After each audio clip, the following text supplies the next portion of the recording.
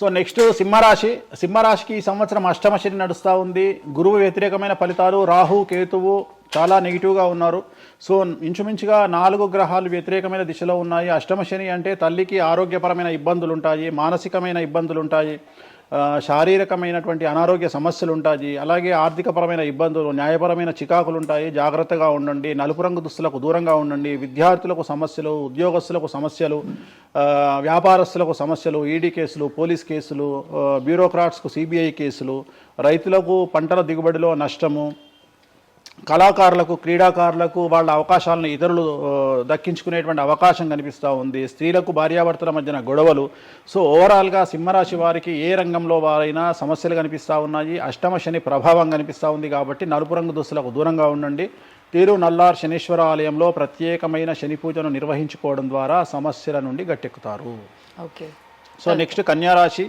ఈ సంవత్సరం కన్యారాశి వారికి ఇంచుమించు 75% అనుకూలంగా ఉండబోతా ఉంది. శని, అలాగే కుజుడు, రాహువు, కేతువు, గురువు అనుకూలతల వల్ల చాలా అనుకూలంగా ఉండబోతా ఉంది. ఒకే ఒక్క సమస్య ఈ సంవత్సరం ఉండేది, భార్యాభర్తల మధ్యన ఈగోలు కానీ క్లాషెస్ కానీ వచ్చే అవకాశం ఉంది. సో కాంప్రమైజ్ అవ్వడానికి ప్రయత్నించండి. భార్య దగ్గర భర్త, భర్త దగ్గర భార్య, కాంప్రమైజ్ అవ్వండి. ఈగోలకు పోవద్దు, జెలస్లకు పోవద్దు. ఆర్థికపరమైన అంశాల్లో జాగ్రత్తగా ఉండండి. విద్యార్థులకు అనుకూలత కనిపిస్తూ ఉంది. రాజకీయ నాయకులకు అనుకూలత కనిపిస్తూ ఉంది. వ్యాపారస్తులకు, కళాకారులకు, క్రీడాకారులకు విశేషమైన యోగం లభించబోతూ ఉంది. న్యాయస్థానాల్లో పనిచేసే వాళ్లకు, న్యాయ సంబంధమైన వృత్తిలో ఉండే వాళ్లకు అనుకూలమైన ఫలితాలు ఉండబోతూ ఉన్నాయి. స్త్రీలకు విశేషించి అనుకూలంగా ఉండబోతూ ఉంది. సో ఈ సంవత్సరం కన్యారాశి వారికి పూర్తిగా అనుకూలమైనటువంటి ఫలితాలు కనిపిస్తూ ఉన్నాయి. వీరు చేయాల్సినటువంటి రెమెడీ, సోమవారం నాడు రుద్రాభిషేకాన్ని శివాలయంలో నిర్వహించండి. సమస్యల నుండి గట్టెక్కుతారు. సో నెక్స్ట్ తులారాశి వారికి షష్టమ స్థానంలో శని కనిపిస్తూ ఉన్నాడు. కాకపోతే గురువు విపరీత రాజయోగాన్ని ఇవ్వబోతా ఉన్నాడు. వీళ్ళకి గురు బలము మరియు దైవ బలం అనుకూలంగా ఉండడం వల్ల మీ జీవితాన్ని కొత్తగా ప్రొజెక్ట్ చేసుకునేటువంటి అవకాశం మీకు దేవుడు కల్పిస్తూ ఉన్నాడు. ముందుకు వెళ్ళే ప్రయత్నం చేయండి. చాలా కొత్తగా మిమ్మల్ని మీరు ఆవిష్కరించుకునే ప్రయత్నం చేయండి. మిమ్మల్ని మీరు కొత్తగా సమాజానికి చూపించుకోండి. దానివల్ల మీ ఆలోచనలు మార్చుకోండి. చాలా గొప్పగా థింక్ చేయండి. గొప్పగా కలలు కనండి. వాటిని సాకారం చేసుకోండి. గురువు అనుకూలంగా ఉన్నాడు. కాకపోతే కుటుంబంలో పెను సంచలనం జరిగే అవకాశం కనిపిస్తూ ఉంది. 6వ స్థానము భాగ్యానికి మరియు శత్రుత్వానికి కారకుడు కాబట్టి శని వల్ల సంచలనం జరిగే అవకాశం ఉంది. విద్యార్థులు, ఉద్యోగస్తులు, వ్యాపారస్తులు, కళాకారులు, క్రీడాకారులు, రైతులు, అలాగే రాజకీయ నాయకులు ఎవరైనా సరే వాళ్ళ జీవితంలో ఏదో ఒక పెను సంచలనం జరిగే అవకాశం కనిపిస్తూ ఉంది. నలుపు రంగు దుస్తులకు దూరంగా ఉండండి. తిరునల్లార్ శనీశ్వర ఆలయంలో ప్రత్యేకమైన శని పూజ నిర్వహించడం ద్వారా సమస్యల నుండి బయటపడతారు. నెక్స్ట్ వృశ్చిక రాశి వారికి అర్ధాష్టమ శని వెళ్ళిపోయింది. శని, గురువులు అనుకూలంగా ఉన్నారు. రాహు, కేతువులు అనుకూలంగా ఉన్నారు. కళాకారులు, క్రీడాకారులు, ఉద్యోగస్తులు, విద్యార్థులు, వ్యాపారస్తులు, రైతులు, రాజకీయ నాయకులు, స్త్రీలు, అన్ని రంగాల వారికి పూర్తిగా 100కి 100% అనుకూలంగా ఉన్నటువంటి రాశి వృశ్చిక రాశి. పూర్తి స్థాయిలో విశాఖ 4, అనురాధ 1, 2, 3, 4, జ్యేష్ఠ 1, 2, 3, 4, 9 పాదాల వారికి విశేషించి రాజయోగంగా భావించాల్సి ఉంటుంది. మే వరకు విపరీత రాజయోగం కనిపిస్తూ ఉంది. మే తదుపరి కూడా అనుకూలమైన ఫలితాలను పొందుతారు. కాబట్టి వీరికి ఎటువంటి రెమెడీసు, ఎటువంటి పూజలు అవసరం లేదు. చాలా గొప్పగా కళలు కనండి. మీకు ఉన్నటువంటి కళలను సాకారం చేసుకోండి. మీకు ఎటువంటి రెమెడీస్ కూడా అవసరం లేదు. నెక్స్ట్ ధనుసు రాశి వారికి అర్ధాష్టమ శని నడుస్తూ ఉంది. అర్ధాష్టమ శని అనేటువంటిది డబ్బులను అధికంగా ఇచ్చి ఆ డబ్బుల ద్వారా సమస్యలు తెచ్చేటువంటి ఒక పరిస్థితి. అంటే డబ్బులు లేకపోతేనే సమస్యలు అంటారా? డబ్బులు ఉంటే కూడా సమస్యలు. డబ్బులు ఉన్నప్పుడు వాటిని మనం ఖర్చు చేసే విధానంలో సమస్యలు, వాటిని మనం ఎలా సమాజంలో ఖర్చు పెట్టబోతున్నామనే సమస్యలు ఏర్పడేటువంటి అవకాశం ఉంది. కాబట్టి మీరు ఇన్వెస్ట్మెంట్ చేయడంలో కానీ, అప్పులు ఇవ్వడంలో కానీ, ఎవరికైనా అప్పులు ఇవ్వడంలో కానీ, చిట్టీలు వేయడంలో కానీ, సహాయం చేయబోయేటప్పుడు కానీ జాగ్రత్తలు తీసుకోండి. ఎటువంటి పరిస్థితుల్లోనూ డబ్బులు ఎవరికి ఇవ్వవద్దు. సో ధనుస్సు రాశి వారికి డబ్బు పరంగా సమస్యలు ఏర్పడే అవకాశం ఉంది. రాక డబ్బులు వచ్చినాయి కాబట్టి తీసుకెళ్ళి వేరే వాళ్ళకి ఇచ్చి మోసపోయే అవకాశాలు కనిపిస్తూ ఉన్నాయి. ఈ ఒక్క విషయంలో ధనుసు రాశి వాళ్ళు జాగ్రత్తలు తీసుకుంటే విద్యార్థులకు, ఉద్యోగస్తులకు, కళాకారులకు, క్రీడాకారులకు, రాజకీయ నాయకులకు, స్త్రీలకు, వ్యాపారస్తులకు, రైతులకు, అన్ని రంగాల వారికి ఈ సంవత్సరం అనుకూలంగా ఉంటుంది. ఓన్లీ మీరు చేయాల్సిన రెమెడీ నలుపు రంగు దుస్తులకు దూరంగా ఉండండి. తిరునల్లార్ శనీశ్వర ఆలయంలో ప్రత్యేకమైన శని పూజ నిర్వహించడం ద్వారా సమస్యల నుండి గట్టెక్కుతారు. నెక్స్ట్ మకర రాశి వారికి ఈ సంవత్సరం చాలా అనుకూలంగా ఉంది. ఈ సంవత్సరం అండర్లైన్ చేయాల్సిన విషయం ఏమిటంటే మకర రాశి వారికి భార్యాభర్తల మధ్యన గ్యాప్ ఏర్పడేటువంటి అవకాశం ఉంది, గొడవలు వచ్చే అవకాశం ఉంది, ఈగోస్ వల్ల కానీ వేటి వల్ల అయినా సమస్యలు వచ్చే అవకాశం ఉంది. అది కాకుండా విద్యార్థులకు అనుకూలతలు ఉంటాయి, ఉద్యోగస్తులకు అనుకూలతలు ఉంటాయి, రైతులకు 2 పంటల దిగుబడి రాబడి ఉంటుంది. అలాగే రాజకీయ నాయకులకు సమాజంలో మంచి పేరు ప్రఖ్యాతులతో పాటు పదవులు సిద్ధిస్తాయి.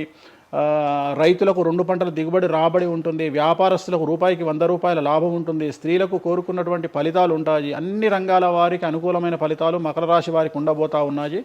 వీరు సోమవారం నాడు శివాలయంలో రుద్రాభిషేకం నిర్వహించుకున్నట్లయితే సమస్యల నుండి గట్టెక్కుతారు. సో నెక్స్ట్ కుంభరాశి వారికి ఏలినాడు శని చివరి అంకంలో ఉంది. చాలా సమస్యలు కనిపించబోతా ఉన్నాయి. కుటుంబంలో ఎవరిని తీసుకున్నా విద్యార్థులు, ఉద్యోగస్తులు, వ్యాపారస్తులు, కళాకారులు, క్రీడాకారులు, రాజకీయ నాయకులు, స్త్రీలు, ఉద్యోగస్తులు, బ్యూరోక్రాట్లు అందరికీ సమస్యలు ఉన్నాయి. వాహన ప్రమాదాలు, పోలీస్ కేసులు, కోర్టు కేసులు, ఆరోగ్యపరమైన ఇబ్బందులు, మానసికమైన ఇబ్బందులు, స్త్రీలకైతే థైరాయిడ్ సమస్యలు, పీసీఓడి సమస్యలు, గర్భసంచికి సంబంధించిన సమస్యలు, మానసికమైన ఇబ్బందులు బాధించే అవకాశం కనిపిస్తూ ఉంది. జాగ్రత్తగా ఉండండి. నలుపు రంగు దుస్తులకు దూరంగా ఉండండి. శనివార నియమాన్ని పాటించండి. సప్త శనివార వ్రతాన్ని పాటించండి. సప్త శనివార వ్రతం అంటే శనివారం నాడు శ్రీ వెంకటేశ్వర స్వామి వారికి సంబంధించినటువంటి వ్రతము. ఇది పుస్తకం మీకు మార్కెట్లో దొరుకుతుంది, తీసుకొచ్చుకొని 7 వారాల పాటు 7 శనివారాల పాటు చేయండి. సమస్యల నుండి గట్టెక్కుతారు. ఇక చివరిది లాస్ట్ది అనేటువంటిది మీనరాశి వారికి ఈ సంవత్సరం జన్మశని నడుస్తూ ఉంది. జన్మశని చాలా డేంజరస్గా ఉండబోతూ ఉంది. ఏ రంగంలో ఉండే వారికైనా ఈ సంవత్సరం సమస్యలు తప్పవు. ఆర్థికంగా, సామాజికంగా, న్యాయపరంగా, ఆరోగ్యపరంగా, వాహన ప్రమాదాలు అవ్వచ్చు, ఆర్థికపరమైన నష్టాలు అవ్వచ్చు, పోలీస్ కేసులు అవ్వచ్చు, ఇంట్లో తల్లిదండ్రులు ఒకళ్లకు ప్రాణగండాలు అవ్వచ్చు, భార్యాభర్తల మధ్యన గొడవలు అవ్వచ్చు. మరీ ముఖ్యంగా ఈ సంవత్సరం మీనరాశి జాతకులు ఉండేటువంటి ఇళ్లలో మగవాళ్లకు సంపాదన లేకుండా ఖాళీగా ఉండడం వల్ల ఆడవాళ్ళు మాత్రమే సంపాదించి, ఆడవాళ్ల ఉద్యోగంతో డబ్బులు సంపాదించి, ఆడవాళ్ళ అంటే భార్యల మీదనో, ఆడవాళ్ళ కూతుళ్ళ మీదనో, తల్లి మీదనో బ్రతికేటువంటి పరిస్థితి మగవాళ్లకు ఉండే అవకాశం ఉంది. కాబట్టి ఈగోలను చంపుకోండి. సో ఆడవారి మీద బ్రతకడానికి సిద్ధపడండి, కష్టపడండి, మానసికంగా సంసిద్ధులుగా ఉండండి. అంటే అలాంటి ఒక కండిషన్ ఈ సంవత్సరం ఉండబోతా ఉంది. ఒక్క సంవత్సరాన్ని కనుక మీరు దాటగలిగితే మీ జీవితంలో మంచి పొజిషన్లకు వెళ్తారు. సో నలుపు రంగు దుస్తులకు దూరంగా ఉండండి. రాత్రిపూట ప్రయాణాలు చేయకండి. వాహన ప్రమాదాలు జరిగే అవకాశం కనిపిస్తూ ఉంది. జన సమూహం ఉన్నటువంటి ప్రాంతాలకు వెళ్ళకండి. సో జాగ్రత్తలు తీసుకోండి. నలుపు రంగు దుస్తులకు దూరంగా ఉండండి. తిరునల్లా శనీశ్వరాలయంలో ప్రత్యేకమైన శని పూజ నిర్వహించడం ద్వారా సమస్యల నుండి బయటపడతారు. ఇప్పుడు ఈ రాశి ఫలాల్ని ఈ మధ్యకాలంలో చాలా మంది ఫాలో అవుతున్నారండి. ఇది అక్షరం అంటే పేరులో మొదటి అక్షరాన్ని బట్టి ఫాలో అవ్వాలా, లేదంటే డేట్ ఆఫ్ బర్త్ బట్టి వచ్చే రాశిని ఫాలో అవ్వాలా? ఇది పేరులో దాని సంబంధం లేదు. డేట్ ఆఫ్ బర్త్ ప్రకారం చూసుకోవాలి. రెండోది ఇది గోచారం, గ్రహచారం వేరు, గోచారం వేరు. ఇది జస్ట్ గోచారం ప్రకారం ఎలాగైతే మనము సౌరమానం ప్రకారము మనం చూసుకుంటామో అలా ఇది ఓన్లీ చాంద్రమానం ప్రకారము మీ నక్షత్రం ప్రకారం చూసుకోవాల్సిందే. మళ్ళీ వ్యక్తిగతమైన జాతకం వేరు. అంటే ఒక 3-4 రాశులు మినహాయించి అన్ని రాశుల వారికి కొంచెం ఇబ్బందికర పరిస్థితులే ఉన్నాయి. దానికి మీరు చెప్పిన రెమెడీస్ చేసుకుంటే సరిపోతుంది. గురుగారు, చాలా వరకు ప్రస్తుత రోజుల్లో జ్యోతిష్యాన్ని ఎక్కువగా నమ్ముతున్నారేమో అనిపిస్తూ ఉంటుంది. సేమ్ టైం మళ్ళీ జ్యోతిష్యం మూఢనమ్మకము అని చెప్పి కొట్టిపారేసే వాళ్ళు కూడా ఎక్కువైపోయారేమో అనిపిస్తుంది. అసలు ఈ జ్యోతిష్యం అనేది ఎంతవరకు ఒక కీలక పాత్ర పోషిస్తుంది ప్రతి మనిషికి కూడా? సో జ్యోతిషం అనేది నువ్వు చెప్పినట్టుగా ప్రతి మనిషికి ఒక ఫేసు 2 ఫేసులు ఉంటాయి. కానీ కొంతమందికి చాలా ఫేసెస్ ఉంటాయి. ఉదాహరణ వేణుస్వామికి 2 ఫేసులు ఉండొచ్చు. అంటే సామాజికంగా ఒకటి, ప్రైవేట్గా ఒకటి. కానీ సమాజంలో ప్రస్తుతము తెలుగు రాష్ట్రాల్లో ఒక మనిషికి 5 ముఖాలు ఉన్నాయి. అంటే తెలుగు రాష్ట్రాల్లో ఎందుకు చెప్తున్నానంటే భారతదేశాన్ని మొత్తం కంపేర్ చేసినప్పుడు భారతదేశానికి సంబంధించినటువంటి రాజకీయాలు వేరు, తెలుగు రాష్ట్రాల రాజకీయాలు వేరు. భారతదేశం సోషల్ మీడియా వేరు, తెలుగు రాష్ట్రాల సోషల్ మీడియా వేరు. భారతదేశం న్యూస్ ఛానల్స్ వేరు, తెలుగు రాష్ట్రాల న్యూస్ ఛానల్స్ వేరు. సో ప్రతిదీ తీసుకుంటే తెలుగు రాష్ట్రాలకు సంబంధించి చాలా ప్రత్యేకమైనటువంటి స్టైల్లో మనం ప్రజెంట్ వెళ్తా ఉన్నాము. ప్రత్యేకించి తెలుగు రాష్ట్రాలు ఇంతకుముందు ఒకటే రాష్ట్రానికి పరిమితం అయ్యి ఉండే, అది హైదరాబాద్ కూడా అంటుకుంది. సో 2 రాష్ట్రాలు ఇంచుమించుగా సేమ్ స్టైల్లో వెళ్తున్నాయి. సో జ్యోతిష్యం నమ్మాలా వద్దా అనేది పక్కన పెడితే ఎప్పుడే కానీ దేని గురించి ఎవరు మాట్లాడినా 2-3 విషయాల గురించి మాట్లాడతారు. ఒకటి ఐడెంటిటీ, ఒకటి బ్రాండు, ఒకటి ప్రత్యేకించి పిఆర్ స్ట్రాటజీ. ఇప్పుడు బ్రాండ్ అనేది వేణుస్వామి అంటే ఒక బ్రాండ్. వేణుస్వామి జ్యోతిషం గురించి మాట్లాడుతున్నాడు అంటే చాలా మంది వెయిట్ చేస్తారు, జరిగిందా జరగలేదని విశ్లేషించుకుంటారు.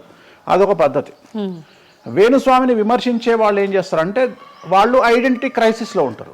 సో వాళ్ళు వేణుస్వామిని విమర్శించినా లేకపోతే ఒక పెద్ద వ్యక్తిని విమర్శించినా వాళ్లకు దానివల్ల ఐడెంటిటీ వస్తుంది. మామూలుగా వాళ్ళు విమర్శిస్తే ఎవడు పట్టించుకోడు, వేణుస్వామిని విమర్శిస్తే పట్టించుకుంటారు. అలా కాకుండా కొంతమంది ఇది ఏమంటారు హేతువాదులు అనొచ్చు, లేదంటే నాస్తికులు అనొచ్చు, ఇంకోటి అనొచ్చు. సో వీళ్ళందరూ ఏంటంటే ప్రత్యేకించి హిందూ మతానికి సంబంధించిన జ్యోతిష్యం గురించి మాట్లాడతారు, హిందూ మతానికి సంబంధించిన పండుగలు వినాయకుని గురించి మాట్లాడతారు. మొత్తం ప్రపంచమంతా పొల్యూటెడ్ అయ్యి కలుషితమై సర్వం సంకనాగిపోయినా ఎవడు పట్టించుకోడు, కానీ వినాయక చవితి ముందు రోజు మాత్రం నిద్రలేస్తారు వీళ్ళందరూ. అట్లనే అసలు ఈ ప్లాస్టిక్ వల్ల అసలు నూనె ఎట్లా వస్తుంది, ఎందుకంటే 90 రూపాయలకు 1 కిలో నూనె ఎట్లా తింటున్నాం మనము అని ఆలోచించాడు ఎవరు లేడు. కొన్ని లక్షల మంది రోజు మందు తాగి సిగరెట్ తాగి సస్తుంటే ఎవరికే ఉండదు, కానీ ఖచ్చితంగా దీవాళి ముందు రోజు మనం కాల్చే క్రాకర్స్కు మాత్రమే వీళ్ళు విజృంభిస్తాడు. సో ఇవన్నీ కూడా ఐడెంటిటీ క్రైసిస్ అవ్వచ్చు, లేదా పని కట్టుకుని విమర్శించాలి అవ్వచ్చు. మనం ఏం నమ్ముతాము అంటే లెక్కలు నమ్ముతాం. 2002కు పూర్వము 2002 తర్వాత తీసుకుంటే జ్యోతిష్యాన్ని నమ్మేవారి సంఖ్య, హిందూ మతాన్ని నమ్మేవారి సంఖ్య 9% పెరిగింది. సో ఇది వేణుస్వామి సొంత కవిత్వం కాదు, గూగుల్ చేస్తే గూగుల్లో మీకు కనిపిస్తుంది పర్సెంటేజ్ ఎంత పెరిగింది అనేది. సో ఎప్పుడే కానీ గుర్తుంచుకోవాల్సింది ఏంటి అంటే మనము సైంటిఫిక్గా సైన్స్ పరంగా మనం ఎంత ముందుకెళ్తామో మన జెన్జీ జనరేషన్ ఆల్ఫా జనరేషన్లు ఎంత ఫాస్ట్గా వస్తాయో ఎట్ ది సేమ్ టైము దేవుళ్ళ మీద నమ్మకాలు కూడా అదే పరిస్థితులలో ఉంటాయి. కాకపోతే ఇక్కడ ఏంటి అంటే ఒకటి ఎక్స్ప్రెసివ్ అవ్వచ్చు, ఎక్స్ప్రెసివ్ కాకపోవచ్చు. ఎందుకు పెరిగాయి అంటారు ఈ పర్సంటేజ్ మీరు అన్నట్లుగా? అంటే ఖచ్చితంగా కష్టాల ప్రాబ్లం. అంటే ఇక్కడ కష్టాల కంటే కూడా కాంపిటీషన్ అని చెప్తాను నేను. సో ఇప్పుడు ఏమైపోయింది అంటే విపరీతమైనటువంటి కాంపిటీషన్లోకి నెట్టబడ్డాం మనం అందరము కూడా. అంటే ఏమైపోయింది అంటే ఒక 1990కి పూర్వము మనం సంపాదించుకునే సొమ్మంతా కూడా దాచిపెట్టుకొని ఆ డబ్బును దాచుకొని మన కుటుంబాలు తింటాయి, మన పిల్లలు తింటాయి అనే ఆలోచన ఉండేది. 2000 సంవత్సరం తర్వాత ఏమైపోయింది అంటే మనం సంపాదించుకున్నది మనమే ఎంజాయ్ చేయాలి, ఒక కారు కొనుక్కోవాలి, సో లగ్జరీ లైఫ్ లీడ్ చేయాలి, 10 మందికి చూపించుకోవాలి. అంటే స్వతహాగా అనుభవించడం కంటే కూడా 10 మందికి చూపించుకోవాలి అనేటువంటి ఒక పనికిమాలిన భావన జనాల్లో చాలా వచ్చింది. ఇది ఎంతవరకు కరెక్ట్ అంటే తప్పు చెప్తున్నా. ఇప్పుడు ఉదాహరణ ఇన్ఫ్లుయెన్సర్స్ చూస్తుంటే అసలు యాక్చువల్గా వినాయక చవితి అనేది చవితి రోజు చేసుకోవాలి, కానీ వీళ్ళు ఏం చేస్తున్నారు వినాయక చవితికి 2 రోజుల ముందరనే వినాయక చవితి చేసుకొని దాన్ని మొత్తం ఎడిట్ చేసి అంతా చేసి వినాయక చవితి నాడు పోస్ట్ చేస్తారు. సో దీనివల్ల వాళ్ళ ఖచ్చితంగా ఎఫెక్ట్ అవుతుంది. ఎందుకు ఎఫెక్ట్ అవుతుంది అంటే ఇప్పుడు మాంగళ్యం ఉంది, ఉదాహరణ మెడలో మంగళసూత్రం అనేది ధరిస్తారు అమ్మాయిలు. వీళ్ళు ఏం చేస్తున్నారు ఈ మధ్యన అంటే కొంతమంది అమ్మాయిలు వెస్ట్రన్ కల్చర్కు బానిసలైన అమ్మాయిలు ఏం చేస్తారంటే దాన్ని ఏమంటారు బ్యూటీ పార్లర్కి పోయినప్పుడు ఈ మంగళసూత్రాన్ని తీసి అట్లా పక్కకు పెడతారు. సో మళ్ళీ ఎప్పుడైతే నువ్వు ఆ మంగళసూత్రాన్ని వేసుకుంటున్నావో ఆ సమయం కనుక మంచిది కాకపోతే ఎఫెక్ట్ అవుతుంది ఫ్యామిలీ. సో అందుకని నువ్వు చేసేటువంటి వినాయక చవితి పూజ కరెక్ట్ సమయంలో చేయకపోతే అది నెగిటివ్ అయ్యేటువంటి అవకాశం ఉంది. సో ఇట్లా ఇన్ఫ్లుయెన్సర్స్ ఉదాహరణ ఇప్పుడు జనరల్గా బేసిక్గా మనము ఒక యూరోప్ కంట్రీకి పోతున్నాము, ఒక దుబాయ్కి పోతున్నాము అంటే మనం అక్కడికి పోయినాక షాపింగ్ చేస్తాం. కానీ ఇప్పుడు ఉన్నటువంటి జనరేషన్లో వీళ్ళందరూ ఏంది ఇక్కడ షాపింగ్ చేసి మళ్ళీ అక్కడ షాపింగ్ చేస్తారు. అంటే చాలా విచిత్రం అయిపోయింది. అంటే ఖచ్చితంగా సంవత్సరానికి ఒక 10 డొమెస్టిక్ టూర్లు, ఖచ్చితంగా సంవత్సరానికి ఒక 5 ఇంటర్నేషనల్ టూర్స్. ఇవన్నీ దేనికోసము అంటే సమాజానికి మా దగ్గర డబ్బులు ఉన్నాయి అని చూపించుకోవడం కోసము, సో ఆర్భాటాల కోసము. సో నేను జనరల్గా ఏం చెప్తా అంటే first build your own brand. First brand build చేసుకున్నాక తర్వాత నువ్వు బ్రాండ్లకు అలవాటుగా. ఇప్పుడు ఒక అనామకుడు ఒక మామూలు మనిషి రేంజ్ రోవర్ కార్ వేసుకొని వస్తే జనాలందరూ రేంజ్ రోవర్ కార్ను చూస్తారు. అదే ఒక సూపర్ స్టార్ ఒక ప్రభాస్ ఒక మహేష్ బాబు వస్తే మహేష్ బాబుని చూస్తారు, ప్రభాస్ని చూస్తారు, కానీ కార్ను చూడరు. సో నేనేమంటే ఫస్ట్ నువ్వు దాన్ని తయారు చేసుకో. ఇప్పుడు ఉదాహరణ ఒక బాలీవుడ్ హీరోయిన్ ఉంది, ఆ బాలీవుడ్ హీరోయిన్ ఒక ఎల్వి హ్యాండ్ బ్యాగ్ వేసుకుంది, సపోజ్ అది ఫేకే అనుకుందాం, బట్ జనాలు అందరూ అది ఒరిజినల్ అనుకుంటారు. అదే ఒక మామూలు అమ్మాయి నిజంగానే ఎల్వి బ్రాండ్ వేసుకుంది, కానీ అది ఫేక్ అనుకుంటారు. సో అందుకని ఫస్ట్ నీ బ్రాండ్ నువ్వు నిలబెట్టుకున్న తర్వాత అప్పుడు నువ్వు బ్రాండ్స్ జోలికి వెళ్ళు. ఇప్పుడు సో ప్రస్తుతం సమాజంలో ఈ జ్యోతిష్యం గురించి విమర్శించే వాళ్ళ సంఖ్య ఎందుకు ఎక్కువైంది అంటే వాళ్ళకు వ్యక్తిగతమైన అంశాలు చాలా ఉంటాయి. They want subject. అంటే ఏమైపోయింది ఇప్పుడు ఎగ్జాంపుల్ ఇప్పుడు నేనే ఒక యూట్యూబ్ ఛానల్ పెట్టుకున్నా, నన్ను నేను ఓన్గా జర్నలిస్ట్గా నన్ను నేను గుర్తించుకున్నా, నాకు సబ్జెక్ట్ కావాలి. నాకు సబ్జెక్ట్ కావాలి అంటే అట్లీస్ట్ నేను ప్రతిరోజు కనీసం ఒక 10 నుండి 15 వీడియోలు చేయాలి. అవును. వీడియోలు చేయాలి అంటే నాకు ఆ మనిషితో పని లేదు, ఆ వ్యవస్థతో పని లేదు, ఆ సబ్జెక్టుతో పని లేదు. నేను రాకెట్ గురించి నేనే మాట్లాడతా, జ్యోతిష్యం గురించి నేనే మాట్లాడతా, రైతు గురించి నేనే మాట్లాడతా, పిడకల గురించి నేనే మాట్లాడతా. అంటే లాస్ట్కు నాకు కావాల్సింది ఏంది అంటే నాకు వ్యూవర్స్ కావాలి. అట్లీస్ట్ నాకు నేను పెట్టే సబ్జెక్టుకు నాకు తెలియకున్నా సరే దాని గురించి కంటి చూపు గురించి నేనే మాట్లాడతా, క్యాన్సర్ గురించి నేనే మాట్లాడతా, ఎయిడ్స్ గురించి నేనే మాట్లాడతా. అంటే కాదేది విమర్శకు అనర్హం. అంటే నీకు సబ్జెక్టు తెలుసా తెలియదా అంటే ఇంగితం ఉండేవాడు కంట్రోల్ చేసుకో. ఇప్పుడు నాకు సిగ్గు శరము ఇంగితం ఉంది. నేను ఇప్పుడు ఆ కెమెరామెన్ తీసేటువంటి కెమెరాకు సంబంధించి ఆయన ఎట్లా పెట్టాలి ఫోకస్, ఆయన లెన్స్ ఎంత అడ్జస్ట్ చేసుకుంటాడు ఏంది అనేది నాకు సంబంధం లేని వ్యవహారం. కానీ నేను అసలు దానిలోకి వెళ్ళను. కానీ అదే విశ్లేషకుల పేరుతో ఉండేటువంటి యూట్యూబ్ ఛానల్స్ అవ్వచ్చు, ఇంకొకళ్ళు అవ్వచ్చు, వాళ్ళు ఏం చేస్తారు, దాన్ని కూడా వాళ్ళే జస్టిఫికేషన్ చేస్తారు. అంటే దాన్ని కూడా నువ్వు కెమెరా ఎట్లా పెట్టాలనో కెమెరామెన్కి వీళ్ళు నేర్పిస్తారు, వీళ్ళే డిస్కషన్. ఎందుకు అంటే వాళ్ళకి ఏదో ఒక 10,000 వ్యూవర్షిప్ పోతే ఇట్లా ఓవరాల్గా తీసుకుంటే నెలకి ఇంత వెళ్తుంది పైసలు. సో దీని మీద బ్రతికే వాళ్ళు, సో వాళ్ళు ఏం చేస్తారు, వాళ్ళు విమర్శలు చేస్తారు. సో అట్లనే హేతువాదుల ముసుగులో ఉండేవాళ్ళు విమర్శలు చేస్తారు. అన్నిటికంటే ప్రాబ్లం ఏమైపోయింది అంటే పొద్దున్న లేస్తే హిందూ మతం బాగుండాలి, హిందూ మతం బాగుండాలి అంటే అసలు హిందూ మతానికి థ్రెట్ ఎవరితోనుంది? హిందువులతోనే ఉంది. ముస్లిమ్స్తో లేదు, క్రిస్టియన్స్తో లేదు. ఎందుకంటే వేరే వాళ్ళు మన జోలికి రావట్లా. ఎంతసేపు కప్పల భాగవతం లాగా మన జీవితంలో ఎలుకల భాగవతం లాగా ఒక ఎలుక ఇంకో ఎలుకని కిందికి గుంజుతుంది, ఒక కప్ప ఇంకో కప్పని కిందికి లాగుతుంది. అట్లనే హిందువులలో వేణుస్వామి ఆస్ట్రాలజికల్ ప్రిడిక్షన్స్ లో మంచిగా ఉన్నాడు. అంటే వేణుస్వామి చెప్పింది ఏదైనా జరిగినప్పుడు వేయడానికి ఎవరికి మనసు రాదు, కానీ వేణుస్వామిని విమర్శించడానికి పొలోమంటే అందరూ వచ్చేస్తారు. అంటే మరి నేను హిందువునే కదా, నన్ను కిందికి లాగేవాడు హిందువే కదా, మరి ఇక్కడ హిందూ మతం ఏమవుతుంది? ఇప్పుడు సమాజంలో నేను అబ్జర్వ్ చేస్తున్నా, గత కొన్ని రోజుల నుండి ఒక 6 నెలల నుండి సంవత్సరం నుండి Telugu media in the sense నేను లోకల్ సోషల్ మీడియాలో హిందూ మతాల పేరు మీద కొత్త వర్షన్ వచ్చింది. ఏంటి అంటే హిందూ ఆచార వ్యవహారాలను విమర్శించడము చాలా కామెడీ అయిపోయింది. ఒక ఆయన ఈ మధ్యలో ఇంటర్వ్యూ చూసిన నేను, అసలు దుర్గమాల లేదంటాడు ఆయన. నేను షాక్ అయినా. నేను ఇనుంటావు నువ్వు కూడా. నాకు ఆశ్చర్యం అనిపించింది. దుర్గమాల లేదు అంటే అమ్మవారి మాల, జనరల్ గా భవానీ మాల కరెక్ట్ వర్డ్. భవానీ మాల లేనే లేదు, అసలు చరిత్రలో లేదు అంటాడు. అంటే సమాజము ఏదో విధంగా భక్తి మార్గం వైపు వెళ్తుంది అంటే నువ్వు సంతోషంగా ఫీల్ అవ్వాలి. కానీ దాన్ని కూడా విమర్శించేవాడు. ఎందుకంటారు ఇలా అంటే వీళ్ళందరూ పండితులు కాదు, వీళ్ళందరూ standing comedians or sitting comedians. ఒక ఆయన కూర్చొని మాటలు చెప్తాడు, వాళ్ళు నవ్వడం స్టార్ట్ కాగానే ఈయన మర్చిపోతాడు. ఇక ఈయన మర్చిపోయి, అంటే ఆడవాళ్ళు నవ్వుతుంటారు, మగవాళ్ళు నవ్వుతుంటే ఈయన ఆనందానికి పరవశుడు అయ్యి ఇంకా వాళ్ళు నవ్వుతున్నారు కదా అని రెచ్చిపోయి ఇంకా గ్రహాలు లేవు, దేవుడు లేడు, ఏది ఒక బ్రాహ్మణుడు అయ్యుండి ఒక పండితుడు అయ్యుండి టోటల్ మన సబ్జెక్టుకు వ్యతిరేకంగా మాట్లాడుతూ ఉంటాడు. అట్లనే ఆయన ఎవరో భవానీమాల లేదు అంటాడు.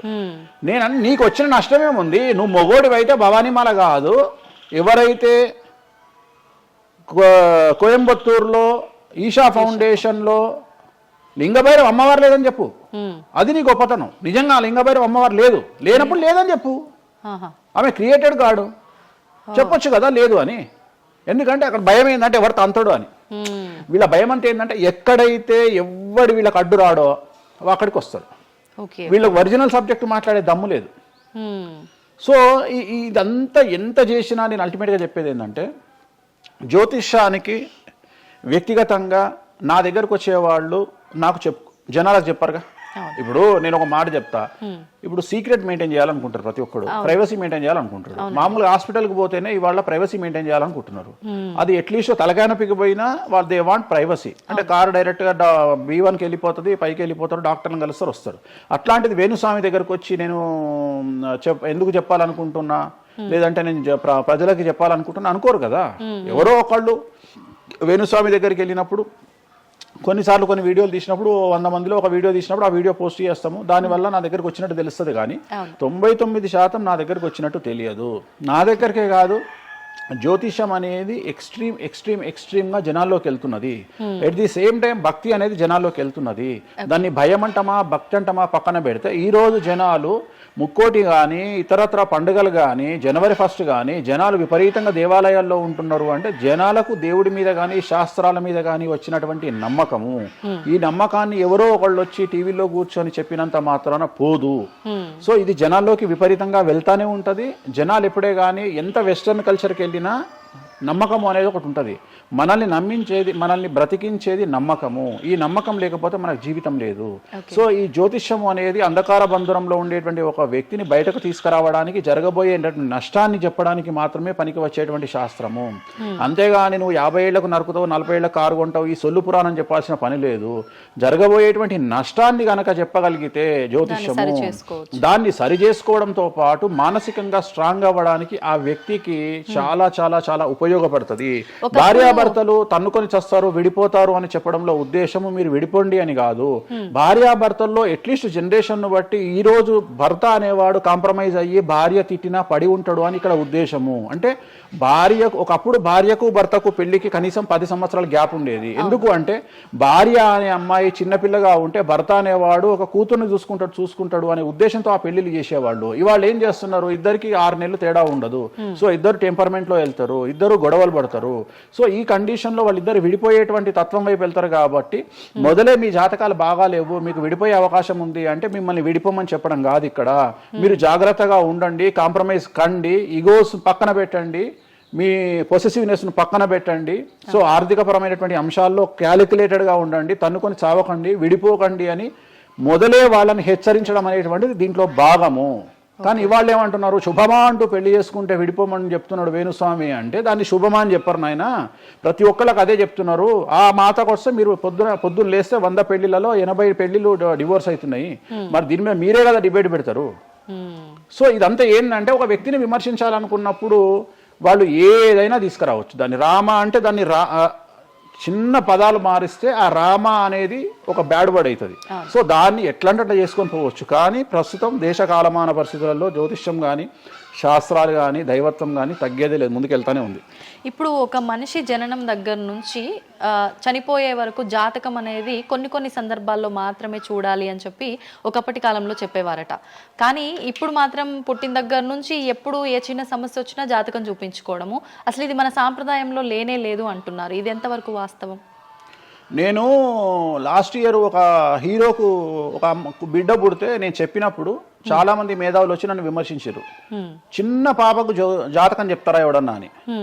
నీకు తెలిసే ఉంటే కృష్ణదేవరాయల ఆస్థానం కానీ ఇతర రాజులు పెద్ద రాజుల ఆస్థానంలో కానీ ఆస్థాన సిద్ధాంతి అని ఉండేవాడు. వాళ్ళు ఏం చేసేవాళ్ళు అంటే రాణికి కూతురు పుట్టిన కొడుకు పుట్టిన వాళ్ళు వచ్చి మొత్తం లైఫ్కు సంబంధించిన జాతకాన్ని రాసేవాళ్ళు. పుట్టడంతోనే ఈ అసలు పుట్టిన రోజే రాసేవాళ్ళు. వీళ్ళు ఏమవుతారు, ఈయన జీవితంలో ఏమవుతాడు, దొంగ అవుతాడా, మంచోడు అవుతాడా, రాజు అవుతాడా, లంగ అవుతాడా, క్రికెటర్ అవుతాడా అంటే ఆ దేశకాలం అన్న ప్రశ్న బట్టి అప్పుడు. సో దాన్ని ఇప్పుడు కన్వర్షన్ చేసుకుంటే ఇప్పుడు మేము రాసే జాతకంలో ఇప్పుడు వీడు ఇంజనీర్ అవుతాడా, డాక్టర్ అవుతాడా, ఎంటర్ప్రెన్యూర్ అవుతాడా, ఉద్యోగస్తుడు అవుతాడా.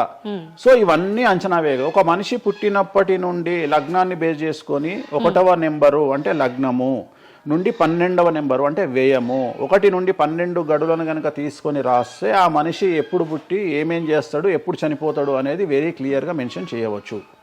సో ప్రతి రోజు జాతకాన్ని వేసుకోవచ్చు, ప్రతి నెల జాతకాన్ని వేసుకోవచ్చు.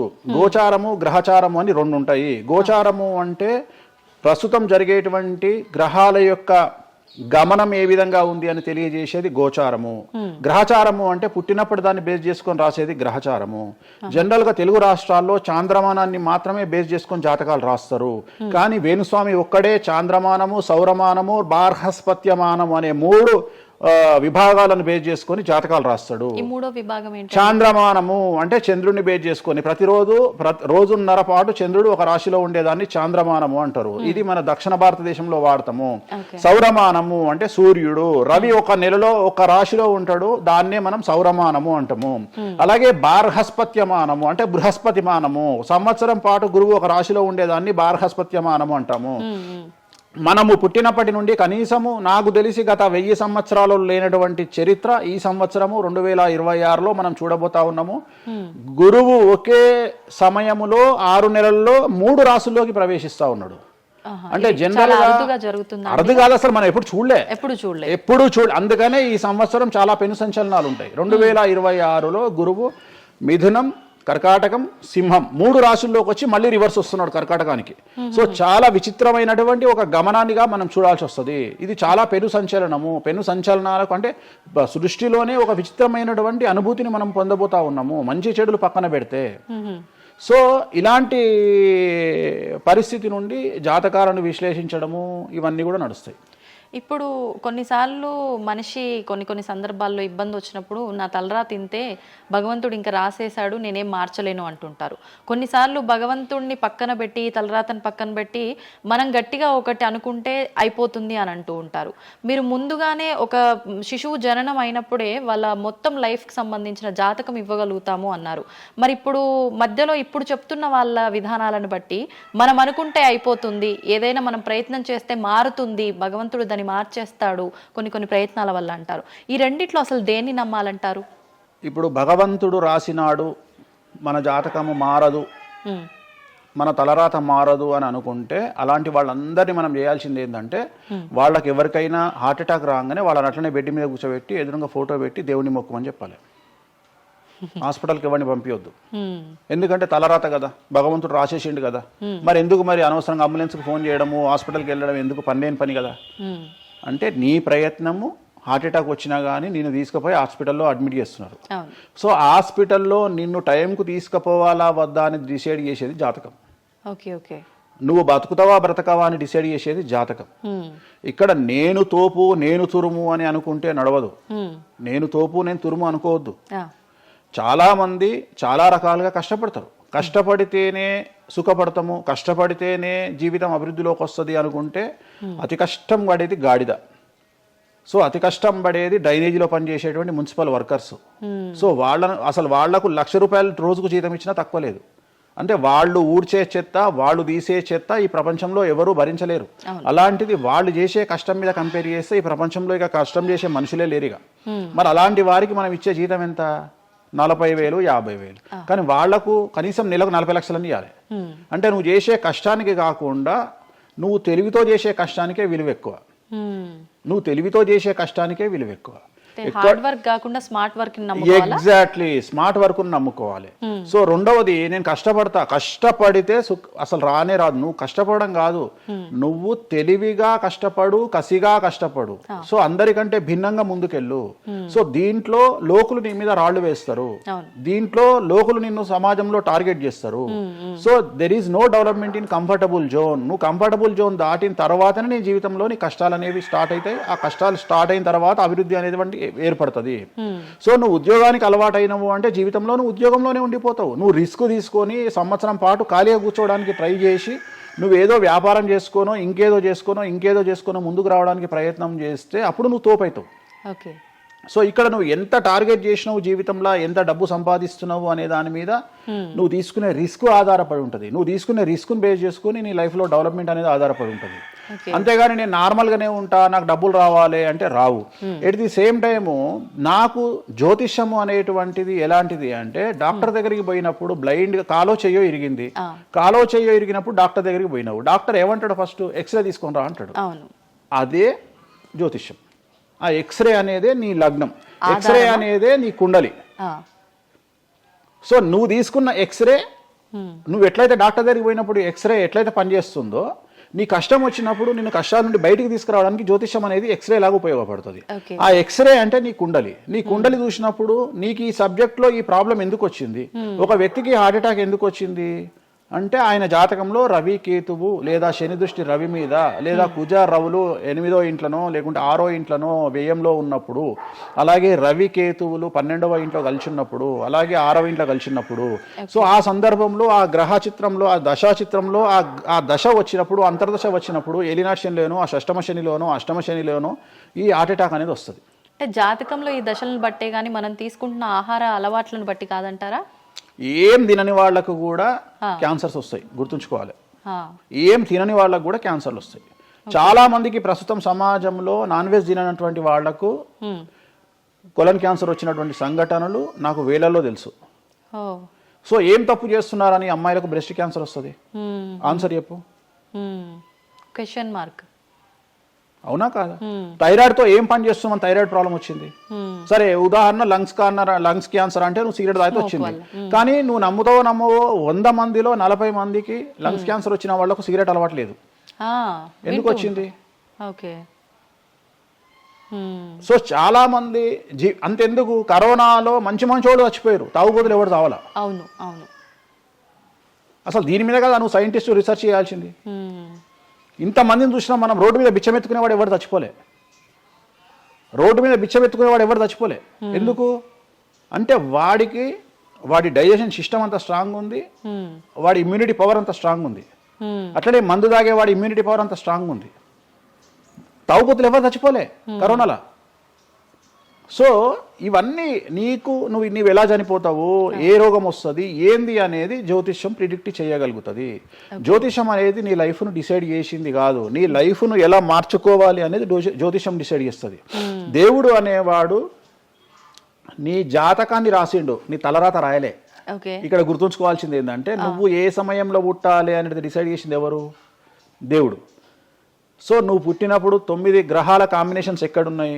లగ్నంలో ఎవరున్నారు, ద్వితీయంలో ఎవరున్నారు, తృతీయంలో ఎవరున్నారు, చతుర్థంలో ఎవరున్నారు, పంచమంలో ఎవరున్నారు, షష్టమంలో ఎవరున్నారు, వ్యయంలో ఎవరున్నారు. అంటే నీకు ఏ రోగాలు రావాలి, నీకు దోస్తులు ఎట్లాంటి వాళ్ళు ఉన్నారు, నీ కుటుంబంలో నీకు బంధువులతో గొడవలు అయితేయా కావా, నువ్వు డబ్బు ఎంత సంపాదిస్తావు, ఉద్యోగం వల్ల సంపాదిస్తావా, వ్యాపారం వల్ల సంపాదిస్తావా, లేకపోతే బెట్టింగ్లకు పోయి నాశనం చేసుకుంటావా, లేకపోతే వ్యసనపరుడు పోయి నాశనం చేసుకుంటావా, సో అమ్మాయిలకు బానిసైతావా, అంటే ఇట్లాంటివన్నింటిని అనలైజ్ చేయగలిగినటువంటి శక్తి జ్యోతిష్యానికి ఉంది. జ్యోతిష్యము అనేది వేరు కాదు. నువ్వు ఏదైతే దేవుడు జాతకం రాసిండు, ఏదైతే తలరాత రాసిండు అంటుండో గదే గిది. అంటే పుట్టిన టైంని, ప్లేస్ని అన్నిటిని బట్టే ఈ ప్రిడిక్షన్. ఒక మనిషి పుట్టిన సమయాన్ని బేస్ చేసుకొని ఇప్పుడు నువ్వు మాట్లాడుతున్న దేవుడు రాసిన తలరాతనే జాతకం. తలరాత వేరు, జాతకం వేరు కాదు. నీ తలరాత అనేది ఈ లగ్నంలో ఉంది, ఈ కుండలిలో ఉంది. దీన్ని బేస్ చేసుకొని, దీన్ని చేతిలో పట్టుకొని నువ్వు ముందుకెళ్తే నీకు ఏ ప్రాబ్లం ఉండదు. ఒక్కసారి జ్యోతిష్కుని సంప్రదిస్తే కాదు, నువ్వు ప్రతి సంవత్సరము లేదా 2.5 సంవత్సరాలకు ఒకసారి శని మారినప్పుడల్లా నీ జాతకం మారుతుంటది. గోచారంలో మారుతుంటది, గ్రహచారంలో మారుతుంటది. నువ్వు ఎలాంటి చర్యలు తీసుకోవాలి, ఎలాంటి జాగ్రత్తలు తీసుకోవాలి, నీకు వాహన ప్రమాదాలు ఎప్పుడు వస్తాయి, ఆరోగ్యపరమైన ఇబ్బందులు ఎప్పుడు వస్తాయి, న్యాయపరమైన ఇబ్బందులు ఎప్పుడు వస్తాయి, నువ్వు ఎదిగిన తర్వాత నీకు శత్రువులు పెరుగుతారు. నువ్వు ఎంత శుద్ధపూసైనా, ఎంత మంచివాడివైనా, నువ్వు సమాజంలో ఎదిగి ఒక కారు కొనుక్కొని, ఒక ఇల్లు కొనుక్కొని, నీ బతుకు నువ్వు బ్రతుకుతున్నా నీ మీద జనాలు ఏడ్చి చస్తారు. నీకు శత్రువులు అనేవాళ్ళు ఏర్పడతారు. నువ్వు మంచి చేసినా శత్రువులు వస్తారు, చెడు చేసినా శత్రువులు వస్తారు. సో ఇలాంటి వాళ్ళందరి నుండి నువ్వు ఎట్లా తప్పించుకోవడానికి ఏమేమి పూజలు చేసుకోవాలి, ఏమేమి న్యాయపరమైన జాగ్రత్తలు తీసుకోవాలి, వీటన్నిటినీ క్రోడీకరించి చెప్పగలిగిన వాడు జ్యోతిష్కుడు. కాకపోతే జ్యోతిష్కుడికి దేశ కాల మాన పరిస్థితులను బేస్ చేసుకొని జాతకం చెప్పగలగడం రావాలి. ఎందుకంటే జ్యోతిష్యంలో ఉదాహరణ రవి, కుజ, కేతువు కలిసి ఉన్నప్పుడు సుఖవ్యాధి వస్తుంది. సో సుఖవ్యాధి అని మాత్రమే జ్యోతిష్యం చెప్పింది మాకు. అంతేగాని నీకు సిఫిలిస్, గనేరియా, ఎయిడ్స్, HIV అని చెప్పి రాయలే మాకు అక్కడ రాసింది. ఏం రాసిండు? నీకు సుఖవ్యాధి వస్తుంది. కాకపోతే దేశకాలమాన పరిస్థితులను బట్టి ఏ వ్యాధులు వస్తున్నాయో దాన్ని అంచనా వేయగలిగిన శక్తి జ్యోతిష్కుడికి ఉండాలి. ఇప్పుడు కూడా నువ్వు ఇంజనీరింగ్ చేస్తున్నావు అంటే ఇంజనీరింగ్ ఇంకో 2 ఏళ్ళు అయితే పోతుంది. సో కొత్త ఏదో వస్తుంది, స్టడీస్ వస్తాయి.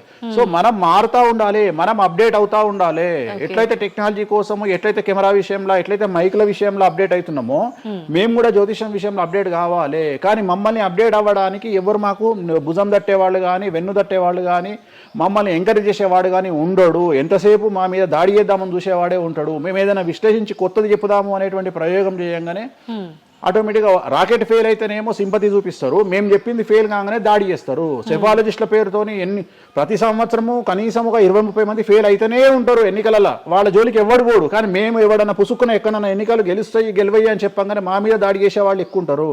సో మాకు కూడా ఎంకరేజ్మెంట్ చేస్తే మేము సైన్స్ను ఎప్పుడో పండబెట్టగలిగిన శక్తి మాకు ఉన్నది, జ్యోతిష్కులకు లేక కాదు. కాకపోతే మమ్మల్ని ఎవడు వెన్నుదడతాడు, మా గురించి ఎవడు మాట్లాడతాడు, మా గురించి మెచ్చుకునేది పర్సనల్గా వ్యక్తిగతమైనటువంటి టర్మినాలజీలో మాతో మాట్లాడేవాళ్ళు మెచ్చుకుంటారు తప్ప సమాజం మమ్మల్ని చూసే దృష్టి వేరు. ఎంతసేపు మా దాంట్లోనే మాకుండదు. మా దాంట్లో యాచకా శత్రువు అంటే బిచ్చపోరు శత్రువు అని మా దాంట్లో మాకే తన్నులాట. కామాఖ్యకు పోయి బలుడిచ్చి పూజలు చేసుకునేటువంటి జ్యోతిష్కుడు హైదరాబాద్కు వచ్చి అక్కడ బలులే లేవని చెప్తాడు ఒక జ్యోతిష్కుడు. సో ఇట్లా ఎందుకు చెప్తున్నారు అంటే వాళ్ళ కర్మ మనం ఏం చేయలేము. సో ఓవరాల్గా జ్యోతిష్యం అనేది ఏదైనా చరిత్ర సృష్టించగలుగుతుంది.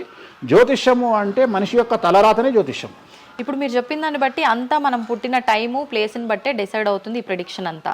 అంటే న్యాచురల్గా బర్త్ జరిగితే ఓకే, కానీ ఇప్పుడు అన్ని ముహూర్తాలు పెట్టుకొని టైము అన్ని చూసి చేస్తున్నారు కదా, మరి ఇటువంటి వారికి జాతకం ప్రిడిక్షన్ కరెక్ట్ ఉంటుందా? ఆ ముహూర్తం పెట్టాలి అనేటువంటి టైమింగ్ కూడా ఆయన డిసైడ్ చేస్తాడు, దేవుడే. ప్రతిదీ మనం తోపులం అనుకుంటాం, నేను ఓన్గా ఆలోచిస్తున్నా అనుకుంటాడు. ఓకే, అది ఆల్రెడీ డిసైడెడే. నీ మనసులో ఆ భావం రావడానికి, నీ మనసులో ఆ ముహూర్తం పెట్టించుకోవాలి అని అనుకోవడానికి కర్త కర్మక్రియనే భగవంతుడు. మరి ఇది పెళ్లిళ్ళ విషయంలో ఎందుకు వర్తించదు? పెట్టుడు ముహూర్తాల్లో పెళ్లిళ్ళు వద్దు, అదంతా సఖ్యతతో ఉండరు భార్యాభర్తలు అంటారు కదా. అసలు ముహూర్తం మంచిదైతే ఎందుకు విడిపోతున్నారు అని ఇప్పుడు కొంతమంది మేధావులు అడుగుతారు. ఫస్ట్ నేను చెప్పే పాయింట్ ఏంటంటే, నీ జాతకాలే కలవకపోతే నువ్వు ఎంత మంచి ముహూర్తంలో చేసుకుంటే ఉంది. నీ జాతకాలు బాగుంటే, మీ జాతకాలు కలిస్తే నువ్వు అష్టమి నాడు పెళ్లి చేసుకున్నా, అమావాస్య నాడు పెళ్లి చేసుకున్నా ఏమీ కాదు. రైట్? సో నేను మాట్లాడే విషయం ఏంటంటే, నీ అబ్బాయి అమ్మాయి జాతకాలు బాగా కుదిరినప్పుడు వాళ్ళ లైఫ్ ఎక్కడో ఉంటుంది. చాలామంది there is calculated love, calculated relation. అమ్మాయి ఏమనుకుంటుంది, నేను నెలకు 1,50,000 సంపాదిస్తున్నా, నాకు ఖచ్చితంగా 2 లక్షలు సంపాదించే అబ్బాయి కావాలి అనుకుంటుంది. కానీ నన్ను జీవితంలో బాగా చూసుకునే అబ్బాయి కావాలి, నేను కాంప్రమైజ్ అవుతా, నీకు 1,00,000 వస్తుందా, నేను 1,50,000 సంపాదిస్తా, ఇద్దరం కలిసి 2.5 లక్షలతో బతుకుతాము అని ఏ అమ్మాయి అనుకోదు. సో ప్రతి ఒక్కడి క్యాలిక్యులేషన్ ఇదే. అలాగే అబ్బాయి ఏమనుకుంటాడు, నాకు 2 లక్షలు వస్తుంది కానీ నాకు చాలా అందమైన అమ్మాయి కావాలి అనుకుంటాడు. సో ఇక్కడ ఉన్న డిమాండ్కు తగ్గట్టు సప్లై లేదాడు. సో అప్పుడు ప్రాబ్లం ఏమవుతుంది, ఫైటింగ్. అప్పుడు ఏమవుతుంది అంటే కాంప్రమైజ్ అనేది స్టార్ట్ అవుతుంది. అంటే జ్యోతిష్యుడు జాతకాలు బాగాలేవు అని చెప్పినా ఇనే పరిస్థితులలో వీళ్ళు ఉండరు. రెండవది, జ్యోతిష్కులు కూడా ఏం చేస్తారంటే సాధ్యమైనంత వరకు ముక్కుసూటిగా ఆన్సర్ చెప్పకుండా, కుజదోషం ఉంది, 7వ ఇంట్లో కుజుడున్నాడు, 7వ ఇంట్లో శని కుజులు కలిసి ఉన్నారు, సో చాలా ప్రాబ్లం అవుతుంది. లేదా 7వ ఇంట్లో చంద్రుడు కుజుడు కలిసి ఉన్నారు, సో పిల్లవాడి తల్లి వల్ల సమస్యలు వస్తాయి, లేదా పిల్ల తల్లి వల్ల సమస్యలు వస్తాయి అని వీడు డైరెక్ట్గా అమ్మాయికో అబ్బాయికో చెప్పడు. లేదు మీ ఇద్దరికి సంతాన యోగం లేదు అని చెప్పడు. ఉదాహరణ 9:5 అయింది, ఇద్దరిది అమ్మాయిది అబ్బాయిది, సంతాన యోగం ఉండదు, షష్టాష్టకాలు అయినాయి. వీడేమంటాడు, షష్టాష్టకాలలో శుభ షష్టాష్టకాలు అంటాడు. అంటే విషయంలో మంచి విషయం ఉంటుందా? ఉండదు కదా. శుభ షష్టాష్టకాలు ఎక్కడి నుండి వచ్చినాయి? నువ్వు చెప్పేదే విషం అంటున్నావు, విషం అనుకుంటూ మంచి విషయం అంటున్నావు మళ్ళా. సో మంచి విషయం ఎక్కడ నుండి ఉంటుంది? ఉండదు. విషం వేసుకుంటే చస్తాడు. అట్లనే షష్టాష్టకాలు అంటే ప్రాబ్లం స్టార్ట్ అవుతుంది. అట్లనే 9:5 ఏకనాడి, వర్ణదోషము, యోని దోషము, ఇట్లా చాలా రకాల దోషాలు ఉంటాయి. సో ఈ దోషాలను ఏం చేస్తారంటే, ఈ దోషాలను ఎదుటి వ్యక్తికి నిజాయితీగా చెప్పడం మానేసి సాధ్యమైనంత వరకు వీళ్ళు పెళ్లి చేసుకోవాలి అనే ఇంటెన్షనల్ గా పాజిటివ్ వేలో వెళ్తాడు. రెండవది ఏంటంటే, ఆల్రెడీ వీళ్ళు ఏం చేస్తారు, మేమిద్దరం ఫిక్స్ అయినాము, మేము పెళ్లి చేసుకుంటాము అని డిసైడ్ చేసుకొని వస్తారు అక్కడికి. అప్పుడు వాడు ఇవన్నీ చెప్పి వాళ్ళ మనసును విరగొడతాడా? విరగొట్టాడు. జనరల్గా ప్రపంచంలో ఏ అమ్మాయి తండ్రి కానీ ఏ అబ్బాయి తండ్రి కానీ తన బిడ్డనో తన కూతురో తన అల్లుడో నాశనం కావాలి అని కోరుకోరు. కానీ చెప్పగలిగినటువంటి పరిస్థితుల్లో ఎవరు ఉండాలి? జ్యోతిష్కుడు ఉండాలి. సో అది నేను చేస్తున్న ప్రస్తుతం కలియుగంలో. వేరే వాళ్ళు ఎవరు చేయట్లేదు ఆ విధంగా. ఎందుకంటే రేపొద్దున కలిసి ఉండకపోతే 2 కుటుంబాలు బాధపడతాయి, సమాజంలో చెడ్డ పేరు వస్తుంది, వీళ్ళ లైఫ్ స్పాయిల్ అయిపోతుంది. సో అందుకని నేను చాలా జాగ్రత్తగా మొదలే డిసైడ్ చేసి, నీకు ఈ ప్రాబ్లం ఉందిరా బాబు, నువ్వు జాతకాలు నీకు కలవలేదు, వివాహం చేసుకోకు అని చెప్తా. వీళ్ళ జాతకాలు బాగా లేకున్నా తీసుకుపోయి మంచి ముహూర్తం చూసుకొని పెళ్లి చేసుకుంటే ఆ ముహూర్తం వీళ్లను సఫలీకృతులను చెయ్యదు. నీ జాతకం బాగుండాలి. అట్లనే నువ్వు ఏ టైంలో పుట్టాలనో డిసైడ్ చేసుకున్నా అని నువ్వు అనుకొని సిజేరియన్ పెట్టుకుంటావు. కానీ ఆ టైంలో నువ్వు నక్షత్రమే చూస్తావేమో కానీ 6వ ఇంట్లో ఉండే గ్రహాలు 12వ ఇంట్లో గ్రహాలు డిసైడ్ చేయగలిగింది భగవంతుడు. ఆ టైంలో ఒకవేళ వ్యయస్థానంలో గ్రహాలున్నా 6వ స్థానంలో గ్రహాలున్నా జాతకం అంతా కింద మీద అవుతుంది. ఒకవేళ కుజుడు ఉండే స్థానాన్ని బట్టి, చంద్రుడు బుధుడు ఉండే స్థానాన్ని బట్టి జాతకాలు కరెక్ట్గా డిసైడ్ చేయకపోతే ఆటిజంతో మగ పిల్లలు పుడతారు. సో ఇన్ని సమస్యలు ఉంటాయి. సో చాలా ఈజీగా సిజేరియన్ ఆపరేషన్ చేసుకోగానే పిల్లలు మంచిగా పుడతారు అని కాదు అక్కడ. ఎందుకంటే నువ్వు పిల్లలు మంచిగా పుట్టాలి లేదు అనేది డిసైడ్ చేయడానికి it will take 3 to 4 hours. కానీ 3 to 4 minutes లో జ్యోతిష్కుడు డిసైడ్ చేస్తాడు. అది తప్పు. ఈ మధ్య కాలంలో దశమహావిద్యల అమ్మవార్ల గురించి చాలా ఎక్కువగా వింటున్నాం. రాబోతున్న సినిమాలు, ఆల్రెడీ వచ్చిన సినిమాలు కూడా వారికి సంబంధించిన సినిమాలు ఎక్కువగా రావడం జరుగుతోంది. అంటే కొత్తగా, అంటే ఎవరైనా మనిషి కొత్తగా వస్తే మాట్లాడుకోవడం వరకు ఓకే, కానీ భగవంతుల గురించి కొత్తగా మన అందరిలోకి రావటము, వాళ్ళ గురించి మాట్లాడుకోవటము, మళ్ళీ అంటే భగవంతుడు అంటేనే అందరికీ అందుబాటులో ఉండి వాళ్ళకున్న కష్టాల నుంచి గట్టెక్కించడానికి ఆరాధించే వాళ్ళుగా మనం భావిస్తాము. మరి వాళ్ళని అందరూ ఆరాధించొద్దని రకరకాల విధానాలన్నీ చెప్తూ ఉన్నారు. ఎవరు అసలు ఈ దశమహావిద్యలు, ఎందుకు ఆరాధించొద్దు అందరూ? నేను 1991 ఐ థింక్ ఘరానా మొగుడు అనే సినిమా ఓపెనింగ్ చేయడానికి విశాఖపట్నం వెళ్ళాను నేను. ఆ సినిమా ముహూర్తం నేనే పెట్టిన. ఇక్కడ చిరంజీవి గారి సినిమా, రాఘవేంద్రరావు గారిది విశాఖపట్నంలో అయ్యింది. బంగారు కోడిపెట్ట అనే సాంగ్ తోని ఆ సినిమా స్టార్ట్ అయింది. అది ముహూర్తం చేసిన నేను విశాఖపట్నంలో. అప్పుడు నేను అక్కడనే పక్కనే ఉన్నటువంటి శ్రీకాకుళం అనేటువంటి ఒక ప్రాంతానికి వెళ్ళిన. నేను మాట్లాడేది 1991. అప్పుడు వాళ్ళకి ఎన్టీ రామారావు అంటే ఎవరో తెలియదు. హైదరాబాద్లో ఎన్టీ రామారావు ఉంటాడు అంటే వాళ్ళ ఆశ్చర్యానికి అంతులు లేవు. అంటే ఎన్టీ రామారావు అనే వ్యక్తిని మీరు చూసిరా, మీకు తెలుసా అంటే వాళ్ళంతా, అంటే ఆ రోజు ఉన్నటువంటి డెవలప్మెంట్, ఆ రోజున్న ఫ్లైట్లు, ఆ రోజున్న వ్యవస్థను బట్టి వాళ్ళు ఎక్కడనో కుగ్రామంలో ఉండేటువంటి మనుషులు. సో వాళ్లకు ఎన్టీఆర్ అంటే హైదరాబాద్ అంటే తెలియదు. మీరు ఇప్పటికీ కూడా శ్రీకాకుళం ఆ ఏరియాకి వెళ్ళి హైదరాబాద్ మీరు జీవితంలో వచ్చిరని అడగండి, 190 మందికి హైదరాబాద్ అంటే ఏందో తెలియదు. ఓకే, సో అట్లనే భారతదేశంలో ఇప్పుడు మన తెలుగు రాష్ట్రాల్లో పుట్టిన చాలా మంది దగ్గరికి వెళ్ళి ఢిల్లీ ఎలా ఉంటుంది అని అడిగితే మీకు తెలియదు, ముంబై ఎలా ఉంటుంది అని అడిగితే మీకు తెలియదు. మాకు తెలియదు కాబట్టి ప్రపంచం గింతే బాయిలకప్ప అనుకోవద్దు. సో దశమహావిద్యలు అనేవి ఇవాళ కొత్తవి కావు. ఎలాగైతే లింగాకారంలో శివుణ్ణి పూజిస్తున్నామో, శివుడి భార్య అయినటువంటి సతీదేవిని అదే యోని రూపంలో పూజిస్తున్నాము. అయిపోయింది, చెరిసగం మంచుకురు ప్రపంచాన్ని. నీకు ఇవాళ తెలిసింది వేణుస్వామి చెప్తే. వేణుస్వామి ఎంక్వైరీ చేయడం అలవాటు, వేణుస్వామికి ఎక్స్ప్లోర్ చేయడం అలవాటు కాబట్టి తిరిగి వచ్చి నీకు ఇవాళ చెప్తే నీకు అర్థమైంది. నువ్వు అంత మాట మాట్లాడుతున్నావు. అరుణాచలం ఎవరికి తెలిసి ఇవ్వాలటి వరకు? ఎందుకు అరుణాచలానికి పొలోమంటే వెళ్ళిపోతున్నారు అంటే చాగంటి కోటేశ్వరరావు గారు చెప్పడం వల్ల నీకు అరుణాచలం తెలిసింది. మరి అరుణాచలం విషయంలో ఇదే డిస్కషన్ ఎందుకు వస్తలేదు? అరుణాచలం అనేది నిన్న మొన్నటి దానికి తెలియదు కదా జనాలకు. ఇవాళ గిరి ప్రదక్షిణలు చేస్తూనే ఉన్నారు కదా మీరు అందరు పోయి. అంటే ఎవరో ఒకళ్ళు ఒక సబ్జెక్టు గురించి మాట్లాడేటువంటి పరిస్థితుల్లోకి రావాలి. ఆ ఫ్రీడమ్ మనం ఇవ్వాలి. సో అరుణాచలం గురించి చాగంటి గారు ఎలా మాట్లాడినారో, దశమహావిద్యల గురించి వేణుస్వామి గత 5 సంవత్సరాల నుండి ఫైటింగ్ చేస్తూ ఈ స్టేజ్కి తీసుకొచ్చిండు. దశమహావిద్యల గురించి మాట్లాడడంలో చాలా ఇబ్బందులు ఉంటాయి. ఎందుకంటే చాలా మంది దొంగ పనులు చాటుకు చేయాలనుకుంటారు కానీ పబ్లిక్ లో చేయాలనుకోరు. సో అలాంటి దాన్ని సైలెన్స్ బ్రేక్ చేసినటువంటి వ్యక్తి వేణుస్వామి. దానివల్ల వేణుస్వామి చాలా సఫర్ అయ్యిండు, సామాజికంగా సఫర్ అయ్యిండు, పండితులతో సఫర్ అయ్యిండు, మీడియా వల్ల సఫర్ అయ్యిండు, చాలా మందితో సఫర్ అయ్యిండు దశమహావిద్యల గురించి మాట్లాడడం వల్ల. అంటే ఎందుకు మరి మీరు ఇంత సఫర్ అవుతున్నప్పుడు ఎందుకు? నా ఇష్టం అది. అంటే సమాజంలో ఉన్నప్పుడు ఇష్టం, మన ఇష్టం. నేనేం తప్పు మాట్లాడతలేను కదా.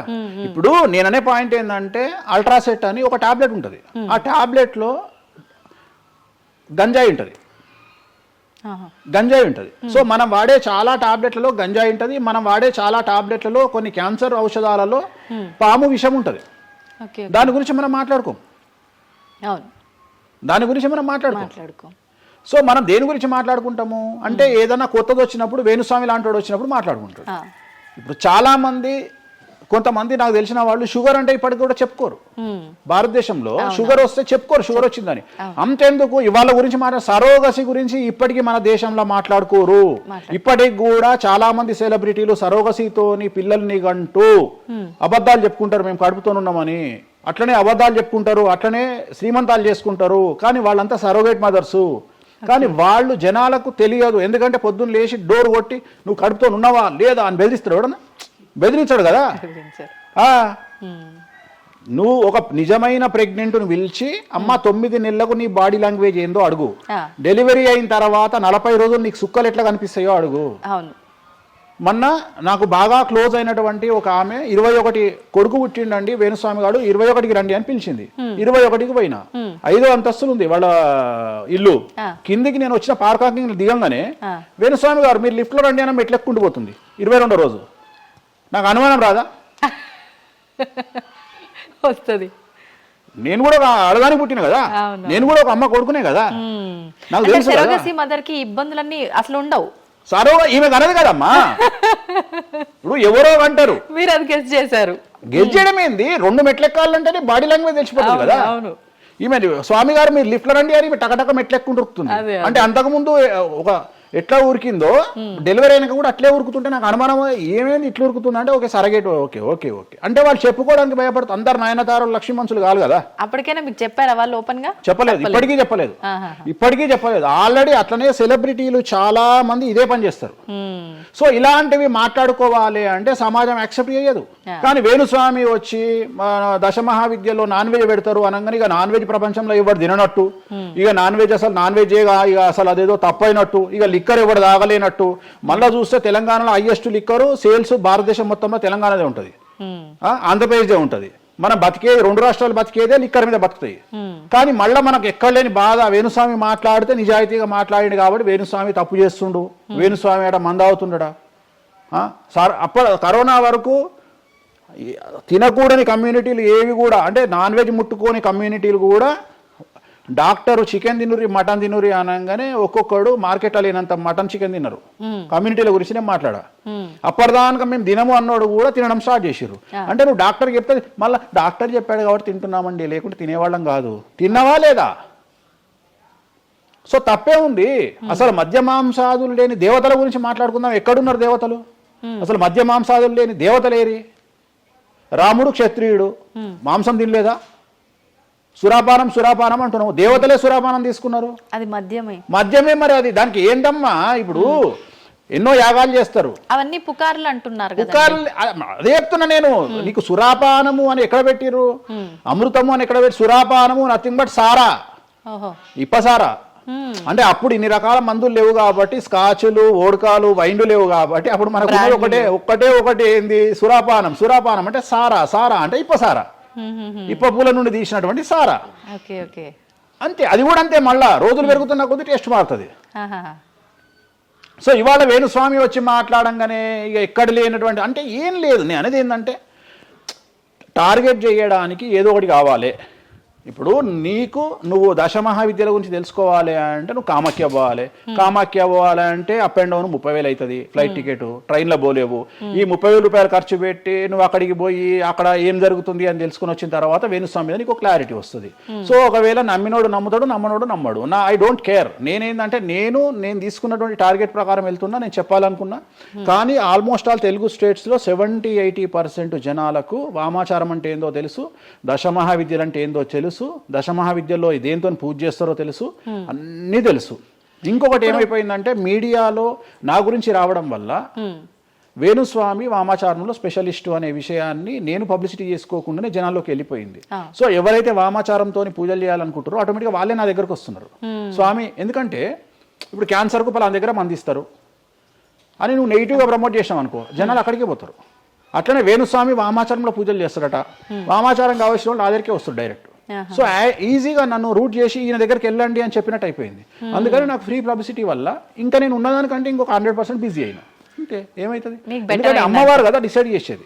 నేనేమనుకుంటా అంటే అమ్మవారు డిసైడ్ చేస్తుంది, అమ్మవారే డిసైడ్ చేస్తుంది. ఇప్పుడు నేను ఏదైనా హిందూ మతానికి, హిందూ శాస్త్రానికి, వామాచార విధానానికి, తంత్ర మార్గానికి, అమ్మవార్లకు వ్యతిరేకంగా నేను ఏం చేసినా అమ్మవారు నన్ను సర్వనాశనం చేస్తుంది.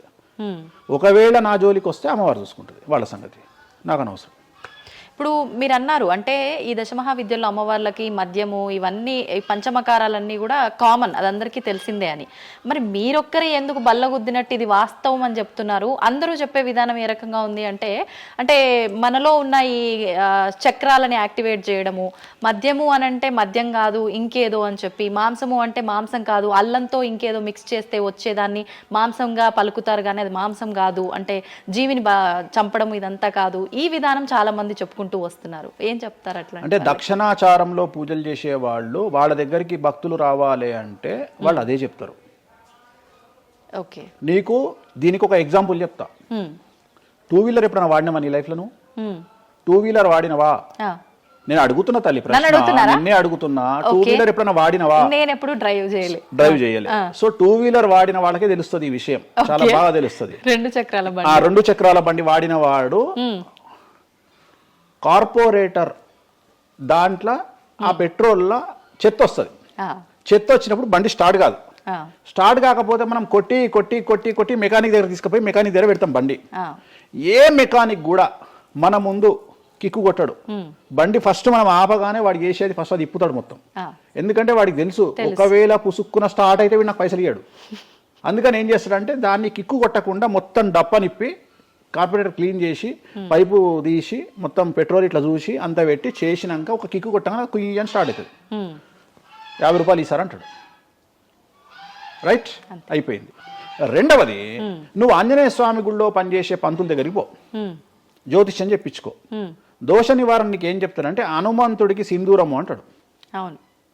నవగ్రహ గుడిల పంతుల దగ్గరికి పో, గ్రహాల పూజలు చెప్తారు. నవగ్రహాలకు అభిషేకము అంటాడు, తైలాభిషేకము అంటాడు. అంటే నువ్వు ఎవరి దగ్గరికి పోతే వాడి దగ్గర లేని దాన్ని వాడు అడ్వైజ్ చేయడు. లాజిక్ అర్థమైందా? వాడి దగ్గర లేని దానికి వాడు అడ్వైజ్ చేయడు. దశమహావిద్యల గురించి కానీ వామాచారం గురించి కానీ చేయగలిగిన తోపు తురుము సౌత్ ఇండియాలో వేణుస్వామి ఒక్కడే. బుద్ధి లేనివాడు ఎవడన్నా నువ్వు పోతే పండితుని దగ్గరికి పోతే నాకు చేత కాదండి, నేను ఎదవనండి, అక్కడ వేణుస్వామి గారు ఉన్నారండి అని ఎవడన్నా పంపిస్తాడా నిన్ను? పంపించరు. ఏమంటాడు అప్పుడు? అవన్నీ తప్పులు నేను చేసే కరెక్ట్ అంటాడు. అంతేగాని నా దగ్గరికి వీళ్ళందరూ దారి మళ్ళిస్తారా? పొండి వేణుస్వామి దగ్గరికి, పొండి వేణుస్వామి దగ్గరికి అని. అప్పుడు ఏం చెప్తాడు? పంచమకారాలు లేవు అంటాడు. అప్పుడు నేనేం చెప్తున్నా? వేణుస్వామి నిజాయితీ పరుడు కాడు, వేరే వాళ్ళు నిజాయితీ పరులు కారు. మీ చేతిలో ఆండ్రాయిడ్ ఫోనో ఐఫోనో ఉంది, గూగుల్లో కానీ చాట్ జీపీటీలో కానీ జెమినీలో కానీ వామాచారం అంటే ఏందో ఓపెన్ చేయండి, దశమహావిద్యలు అంటే ఏందో ఓపెన్ చేయండి, వామాచారంలో ఉండే పంచమకారాలు అంటే ఏంటో ఓపెన్ చేయండి. మీకు మీరే తెలుసుకోండి. ఈ సమాజంలో తెలుగు రాష్ట్రాల్లో ఉన్న దొంగలెవరో దొరలెవరో మీరే గుర్తుపట్టండి. ఎవరు అబద్ధాలు చెప్తున్నారో అనే విషయాన్ని తెలుసుకోండి. వేణుస్వామి దొంగ అయితే వేణుస్వామి దగ్గరికి రాకండి, వేణుస్వామి జ్యోతిషం చేత కాకపోతే రాకండి, వేణుస్వామి పంచమకారాలు తప్పు చెప్తే రాకండి. మీరు ఎవరిని అడగండి, మనుషుల మాట నమ్మకండి, దీన్ని నమ్మండి. నేను అందుకనే మనుషుల్లో మార్పులు ఉండొచ్చు, మనుషుల్లో భేదాభిప్రాయాలు ఉండొచ్చు, మనుషుల్లో ఈగోలు ఉండొచ్చు. దీంట్లో ఈగోలు లేవు, దీనికి ఈగో లేదు, దీనికి పొసెసివ్నెస్ లేదు, దీనికి ఈర్ష లేదు. మంచిగా ఓపెన్ చేయండి, వామాచారం అని కొట్టండి. వామాచారం అంటే ఏందో చూపిస్తుంది, పంచమకారాలు అంటే ఏందో చూపిస్తుంది, దశమహావిద్యలు అంటే ఏందో చూపిస్తుంది, కామాఖ్య దేవాలయం అంటే ఏందో చూపిస్తుంది. సో పంచమకారాల్లో ఏమేమి ఉంటాయో అదే చూపిస్తుంది. సో పంచమకారాలలో ఒక్కటి మాత్రమే గురుముత, మాకు గురువు ఏం నేర్పించిండో అది మేము చేయాలి. మిగిలిన 4 మైథునం, మిగిలిన 4 ఫిజికల్గా పెట్టాల్సిందే. సాత్విక దేవతలు అంటే గణపతి, సరస్వతి, వెంకటేశ్వర స్వామి, చండి, వీళ్ళంతా సాత్విక దేవతలు. మేము దశమహావిద్యలకు వచ్చేటప్పటికి ఉగ్రదేవతలు. ఉగ్రదేవతలకు ఎప్పుడు కానీ డైరెక్ట్గా నువ్వు ఏమైతే సబ్జెక్ట్లో ఉన్నాయో అవి పెట్టాల్సిందే. సో ఉగ్రదేవత విషయంలో కాంప్రమైజ్ అనేది లేదు. ఉగ్రదేవతలకు నువ్వు ఖచ్చితంగా సాటిస్ఫై చేయాల్సిందే. నాకు అర్థం కాని విషయం ఏంటంటే తెలంగాణలో ఆషాఢ మాసంలో బోనాల విషయంలో జరిగే తంతునే నేను కొత్తగా చేస్తలేను, అదే తంతు నేను చేస్తున్నా. మీకు అక్కడ లేని సమస్య ఇక్కడ ఎందుకు వస్తుంది నాకు అర్థమైతలేదు. కానీ అక్కడ బలి అండ్ పానకం, కళ్ళు, ఈ 2 సాకపోయటం మాత్రమే ఉన్నాయి. పంచమకారాలు ఏం లేవు కదా. మత్స్యం అంటే ఏంది? చేపతో ఏం కుంపలు మునిగినాయి. కానీ మీరు అన్నట్టుగా చూస్తే ఇక్కడ పంచమకారము, ఇక్కడ మాత్రం పంచమకారం కాదు కాబట్టి విమర్శిస్తున్నారేమో. అవునమ్మా, ఇప్పుడు ముద్ర అనేది అది ముద్ర తంతే కదా, క్రియనే కదా. తంత్ర మార్గంలో ముద్ర అనేది ఒక వ్యవస్థ.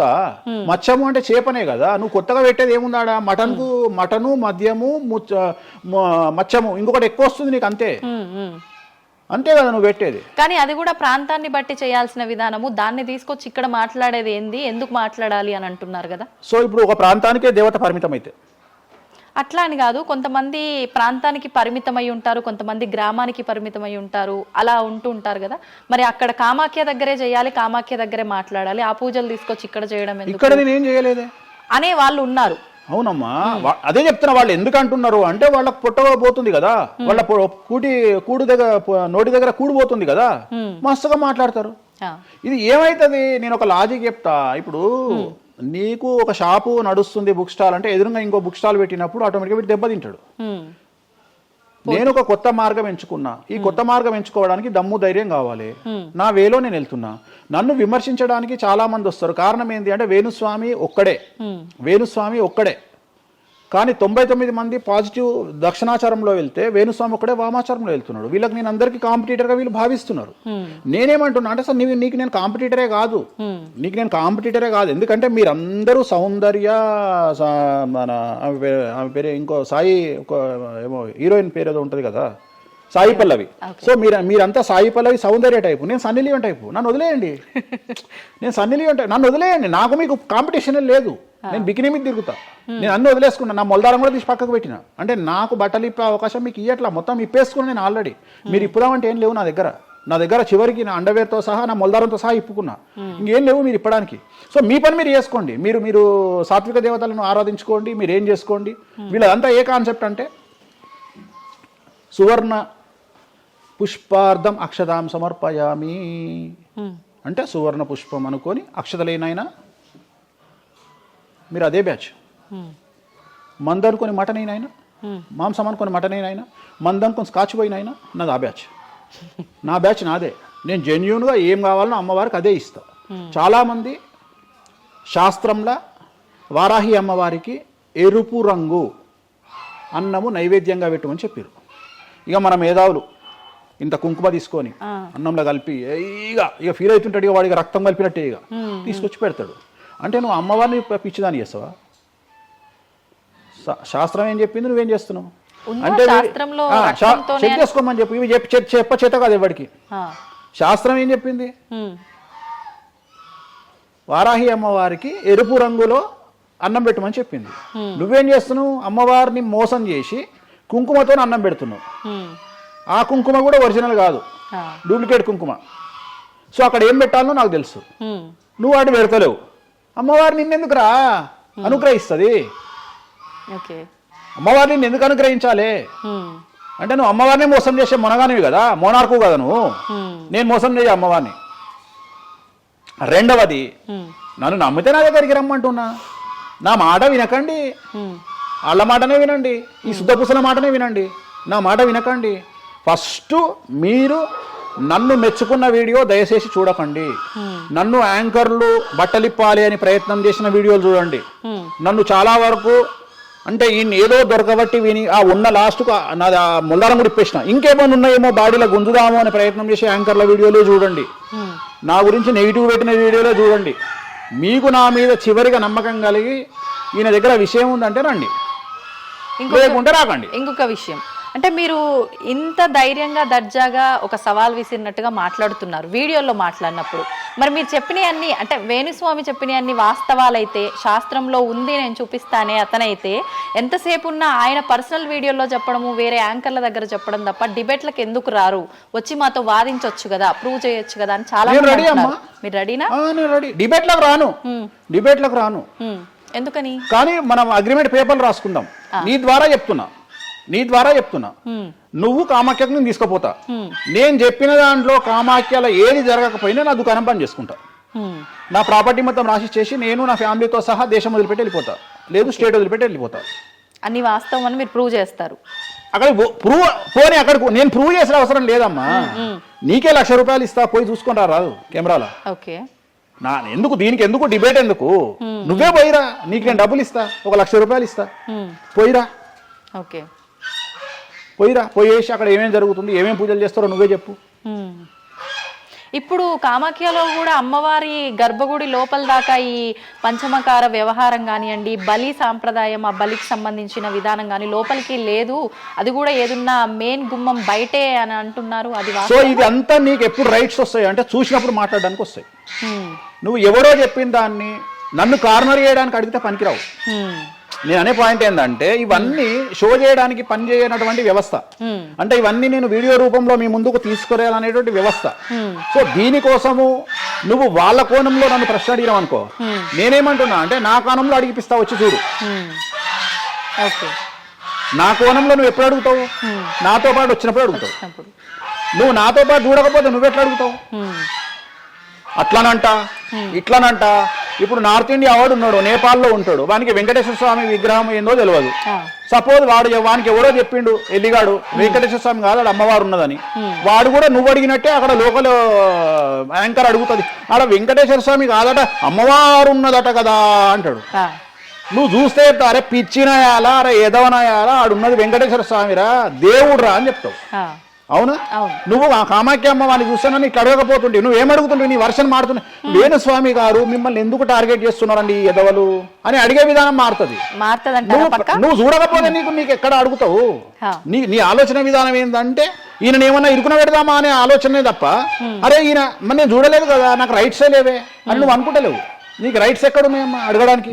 నన్ను అడగడానికి నీకు రైట్సే లేవు. అంటే మీరు అన్నట్టు నేను అక్కడికి వచ్చి చూస్తే అక్కడ జరిగేది చూస్తా, అది మాత్రం శాస్త్ర ప్రకారంగా జరుగుతుందో లేదో నేను చూడలేను కదా. అంటే దీన్ని బట్టి నీ ఉద్దేశం ఏంటి అంటే, ఒక దేవాలయంలో కూడా శాస్త్ర ప్రామాణికంగా జరగదు. కామాఖ్యలో తెలుగు వాళ్ళు మాట్లాడుకునే, పండితులు మాట్లాడుకునేవే నిజాలు. ఇప్పుడు నువ్వు అనేది అదే కదా. అంటే అది ప్రాంతీయం ప్రకారంగా జరుగుతుంది, అది మరి ఏదైనా ప్రాంతీయమే జరుగుతుందమ్మా, ఏదైనా ప్రాంతీయమే జరుగుతుంది, ఏదైనా ప్రాంతీయమే జరుగుతుంది. గోవాల కసినో ఆడితే తప్పు లేదు, తెలంగాణలో కసినో ఆడితే తప్పు. దాన్నే దేశకాలమాన పరిస్థితులు అంటారు.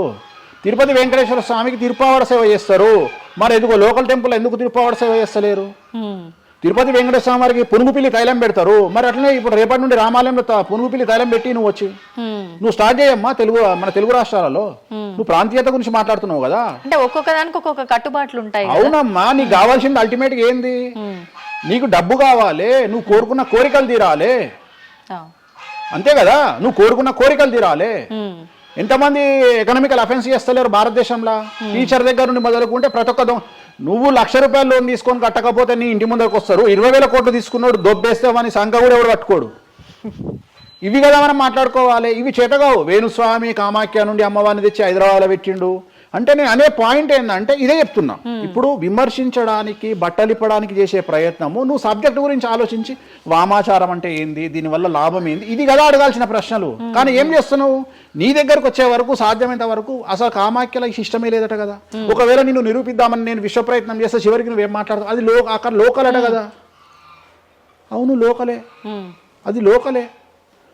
ప్రతి ప్రాంతానికి ఆచారం ఉంటుంది. మరి సంక్రాంతి అనే పండుగ ఆంధ్ర వారిది కదా, తెలంగాణలో లేదు కదా. మరి తెలంగాణ రేపటి నుండి వేస్తే జనవరిలో తోలు తీద్దాం ఒకటి చెప్పు, మరి చేద్దాం. పతంగులు ఎగిరేసుడు తెలంగాణ ప్రాంతం కదా, ఆంధ్రాలో కూడా నేస్తే తందాం ఈసారి చెప్పు, మరి నువ్వే చెప్పు.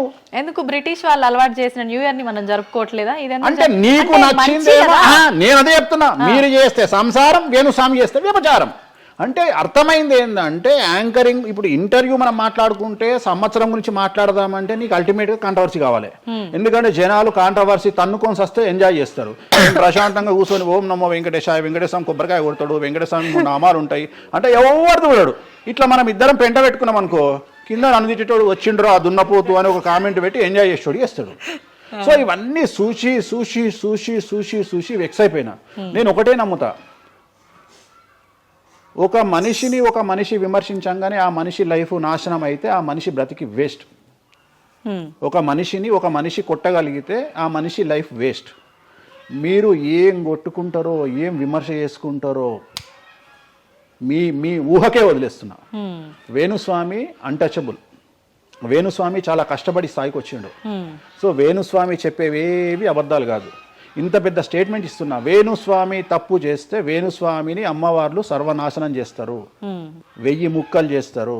వేణుస్వామి సర్వనాశనం అయిపోతాడు. నా జోలికి ఎవడొచ్చినా వాని సంగతి అమ్మవారు చూసుకుంటుంది. ఇంతకంటే బిగ్గెస్ట్ స్టేట్మెంట్ ఎవడు ఇయ్యాడు ప్రపంచంలో, నేను ఇస్తున్నా. సో నేను ఇక్కడున్న తొప్పాసగాళ్ళతో డిబేట్ పెట్టాల్సిన అవసరం నాకు లేదు. నీకు ఉండి నీకు దమ్ముంటే నువ్వు తీసుకురా, ఎవరిని తీసుకొస్తావో నేను డబ్బులు పెట్టుకుంటా, కామాఖ్య తీసుకుపోతా, చూపిస్తా. మళ్ళీ మొత్తం చూపించిన తర్వాత నేను నోట్ల నుంచి ఇది లోకల్, ఇది లోకల్, ఇది లోకల్. రాత్రి పెళ్లిలు ఏదైతాయి ఆంధ్రాలో అవుతాయి, తెలంగాణలో ఏ పెళ్లిలు అవుతాయి 11 గంటలకు అవుతాయి. మరి ఇప్పటి నుండి తెలంగాణలో ఎవడన్నా రాత్రిపూట పెళ్లి చేసుకుని తన్నాలే పట్టుకొని. ఇంత పెద్ద గ్లోబలైజేషన్ అయ్యింది. చివరికి బాలయ్య బాబు సినిమాలకు కూడా పరదాలు కాలుస్తున్నాం అమెరికాలో, పవన్ కళ్యాణ్ సినిమాలకు కూడా పరదాలు కాలుస్తున్నాం అమెరికాలో. దీంట్లో రానటువంటి పట్టింపు ఓన్లీ వేణుస్వామి కామాఖ్య దగ్గరికి పోయినప్పుడే వస్తుంది అంటే కావాలని చేస్తున్న వ్యవహారం ఇదంతా వాళ్ళ ఇష్టం. ఇప్పుడు కాసేపు ఇవన్నీ పక్కన పెడితే కామాఖ్య, ఈ జాతకాలు ఇవన్నీ ఇప్పటి వరకు కూడా రకరకాల విపత్తులు అయితే మనం చూసాం. గత ఉగాది మన కొత్త సంవత్సరం నుంచి కూడా ఇప్పటి వరకు చాలా విపత్తులు చూసినాం. అంటే పంచభూతాల్లో ఒక్కొక్కటి ఒక్కొక్క ప్రళయంగా, అగ్ని ద్వారా కావచ్చు, గాలి ద్వారా కావచ్చు, రకరకాలుగా. ఇప్పుడు ఈ గ్రహాల మార్పుల వల్ల ఏవో రాబోతున్నాయని, మొన్న రీసెంట్గా బ్రహ్మంగారి ఇల్లు కూలింది అని, అంటే ఎక్కడ ఏ మూలన ఏం జరిగినా కూడా దాన్ని ప్రతి ఒక్కదానికి లింక్ చేసి దానివల్ల ఏదో దుష్ప్రభావాలు రాబోతున్నాయి, దీనివల్ల ఇబ్బందులు పడబోతున్నారని చెప్పి చెప్తున్నారు. మరి ఈ 2026 మనమైతే ఉగాది నుంచి చూసుకుంటాం, కానీ ఆంగ్ల నూతన సంవత్సరం రాబోతోంది. దీని ద్వారా మనకు ఉగాది వరకు ఈ మధ్య కాలంలో ఎలా ఉండబోతోంది, గ్రహాలు రాశుల పరంగా చూసుకుంటే, పంచభూతాల పరంగా చూసుకుంటే, తర్వాత మనకి ఈ సంవత్సరం మారిన తర్వాత ఎలా ఉండబోతోంది. 20 నిమిషాలు ఆడుకుందామనే ప్రయత్నం చేసిన నీకు ఇప్పుడు చిన్న ఫినిషింగ్ టచ్ ఇస్తా. అసలు నువ్వు జనవరి 1కు ముందు నా దగ్గరికి ఇంటర్వ్యూకి ఎందుకు వచ్చినావు? ఎందుకు రావద్దు? ఉగాది కదా నువ్వు రావాలి. ఉగాదిది సపరేట్, అప్పుడు కొత్త పంచాంగం దృష్ట్యా ఇది సపరేట్. క్వశ్చన్ లేదు. ఎందుకని? తప్పు. దీనికి ఆన్సర్ చెప్పినాకనే ముందరకు పోవాలి మనం. ఉగాది 2026 మార్చి 19 నాడు శ్రీ పరాభవన సంవత్సరం వస్తుంది. దానికి కదా మనం పంచాంగం తీసుకోవాలి. నేను ఎందుకు ముందుగా వచ్చానంటే నేను దానికి ఆన్సర్ చెప్తా. మీరు ఎట్లాగో బిజీ పూజల్లో, మళ్ళీ నాకు అవకాశం దొరుకుతుందో లేదో తెలియదు. కాదు కాంపిటీషన్ జీవితములో నిన్ను నువ్వు నిలబెట్టుకోవడానికి కొత్తదనాన్ని ఎంచుకొని నిన్ను నమ్ముకున్నటువంటి ఓనర్కు నీ పూర్తి కర్త కర్మ క్రియ నీ రిజల్ట్ను ఇవ్వడానికి నువ్వు చేస్తున్నటువంటి ఒక ప్రయత్నం, నిన్ను నువ్వు జనాల్లో కొత్తగా ప్రొజెక్ట్ చేసుకోవడానికి చేస్తున్నటువంటి ప్రయత్నం. అదే ప్రయత్నం వేణుస్వామి చేసిండు కామాఖ్య విషయం. అమ్మా ఇట్లొచ్చారా?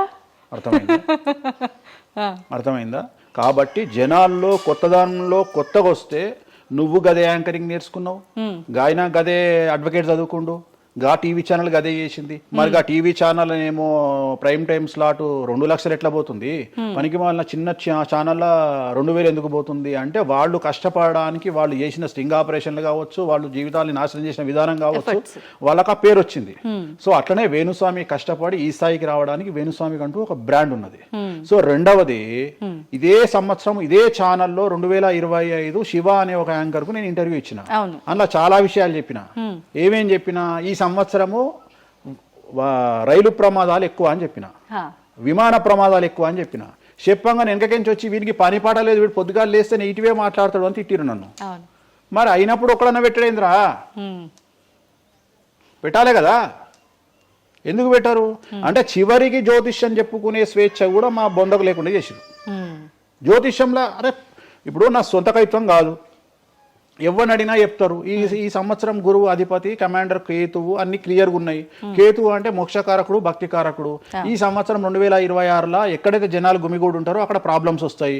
అది రేపు జరగబోయేటువంటి పుష్కరాలు కావచ్చు, రేపు జరగబోయే సమ్మక్క సారక్క పండగ కావచ్చు, లేకపోతే దేవాలయాల్లో ముక్కోటి ఏకాదశి కావచ్చు, ఎక్కడైతే భక్తి భావం ఉంటుందో అక్కడ చాలా పెద్ద పెను ప్రమాదాలు సంచలనాలు జరుగుతాయని శాస్త్రం చెప్తుంది. శాస్త్రం చెప్పినప్పుడు ఆ శాస్త్రాన్ని వేణుస్వామి చెప్తున్నాడు.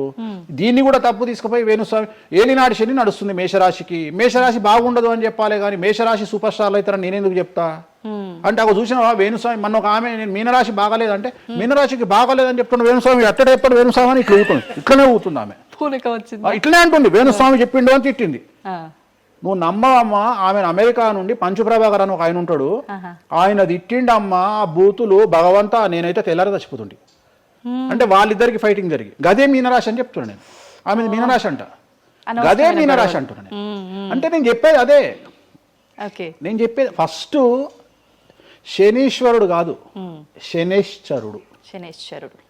శనీశ్వరుడు అని ఎందుకు వచ్చింది అంటే, ఒకరోజు శని శంకరుడు ఇద్దరు కలిసినప్పుడు శంకరుడు శనిని అడుగుతాడు, ఏందా నేను చూస్తే పెద్ద అందరు భయపడుతున్నారు, చాలా పెద్ద పెద్ద వాళ్ళు భయపడుతున్నారు, నువ్వు తోపు తురుమట కదా అంటాడు. అంటే నేను తోపు తురుమా కాదా, రేపు చెప్తా నీ సంగతి అంటాడు. ఎవరు? శని ఈశ్వరుని అంటాడు. అంటే ఏంది అంటే, రేపు నీ టైం వచ్చింది, నీ సంగతి ఏందో చెప్తా అంటాడు. అంటే తెల్లవారి పొద్దున సూర్యోదయానికి శంకరుడు పోయి ఒక చెట్టు తొర్రలో దాచుకొని సాయంత్రం సూర్యాస్తమయం వరకు చెట్టు తొర్రలోనే ఉంటాడు, ఉండి బయటకు వస్తాడు. బయటకు వచ్చిన తర్వాత శని ఎదురుపడితే, నన్నేమో చేస్తా అన్నావు కదా, ఏం చేసినావు అంటాడు. అంటే నువ్వు లయకారకుడివి, ప్రపంచాన్ని శాసిస్తావు, ముల్లోకాలను శాసిస్తావు. అట్లాంటి నిన్ను తీసుకుపోయి సూర్యోదయం నుండి సూర్యాస్తమయం దానిక చెట్టు త్వరలో దాచిపెట్టిన ఇంతకంటే నేను చేసేదే ఉంది అంటాడు. ఆట మొదలు పెట్టేశాడు అక్కడ ఆల్రెడీ. అప్పటి నుండి ఆయనకు శనీశ్వరుడు అని పేరు వచ్చింది. Okay okay. సో ఇది జరిగింది శంకరుడికి కూడా జరిగింది, రాముడికి కూడా జరిగింది. సో ఏలినాటి శని పీరియడ్లో, షష్టమ శని పీరియడ్లో బాధలు పడేటువంటి పరిస్థితి ప్రతి ఒక్కళ్లకు ఉంటుంది. రెండవసారి ఏలినాటి శనిలో మరీ దరిద్రంగా ఉంటుంది. కలియుగంలో దాని తీవ్రత చాలా ఎక్కువగా ఉంటుంది. కలియుగంలో ఫిజికల్ కంటే మానసికమైన దెబ్బలు చాలా ఎక్కువగా ఉంటాయి. జనాలు కొట్టే దెబ్బలు చాలా ఎక్కువగా ఉంటాయి. నరఘోష వల్ల తినే దెబ్బలు చాలా ఎక్కువగా ఉంటాయి. కలియుగ దైవమైనటువంటి వెంకటేశ్వర స్వామి వారికే ఎన్నో రకాల పూజలు చేసి దిష్టి తీయడానికి ప్రయత్నం చేస్తున్న సందర్భంలో ఆఫ్టర్ ఆల్ మానవుల మనమెంత. సో మన మీద ఎన్నో రకాల దుష్ప్రయోగాలు ఉంటాయి, ఎన్నో రకాల నరఘోషలు ఉంటాయి. సో ఇవన్నీ జనాలకు తెలియజేయాల్సిన బాధ్యత ఒరిజినల్ పండితుడిగా, ఒరిజినల్ జ్యోతిష్కుడిగా నా మీద ఉంది. సో సొంత కవిత్వము జనాలకు పాజిటివ్గా చెప్పడానికి నేనేమి ఏమో అంటారు కదా, వ్యక్తిగత ఏదో అంటారు వాళ్ళను, వ్యక్తిగతంగా కౌన్సిలింగ్ ఇచ్చేటువంటి వాడిని కాదు నేను. సో నేను శాస్త్రం ఏం చెప్పిందో నేను దాన్ని మాత్రమే జనాలకు చెప్పడానికి నేను ఇక్కడ ఉన్నా. అంతేగాని క్యాన్సర్ వచ్చిన పట్టుకొని నీకు ఏం లేదు అని చెప్పి వాడిని ఇంటికి పంపించి 2 రోజుల తర్వాత సచ్చేటట్టు చేసేటువంటి నీచుడిని నేను కాదు. క్యాన్సర్ వస్తే క్యాన్సర్ వచ్చింది, ధైర్యంగా బతుకు, ఇంకా బతుకు, నీ కోరికలు తీర్చుకో, అన్ని కోరికలు తీసుకొని సావు అని చెప్తా. రెండవది అన్ని తిని 60 ఏళ్ళు పోతే ఏం తినకుండా 80 ఏళ్ళు బతికితే లాభం లేదు. సో కలియుగంలో ఇవన్నీ సమస్యలు చాలా తీవ్రంగా ఉంటాయి. భార్యాభర్త కారులో పోతే పక్కింటోడు ఏడిస్తొస్తాడు, మంచి కారు కొనుక్కుంటే ఏడిస్తొస్తాడు, ఒక పిల్లగాడు మంచి ఉత్తీర్ణత శాతంలో పాస్ అయితే ఏడిస్తొస్తారు, మంచి ఉద్యోగం వస్తే ఏడిస్తొస్తారు, ఒక పొలిటికల్ బాగుంటే తెస్తాడు, ఒక యాంకర్కు డబ్బులు వస్తే తెస్తాడు.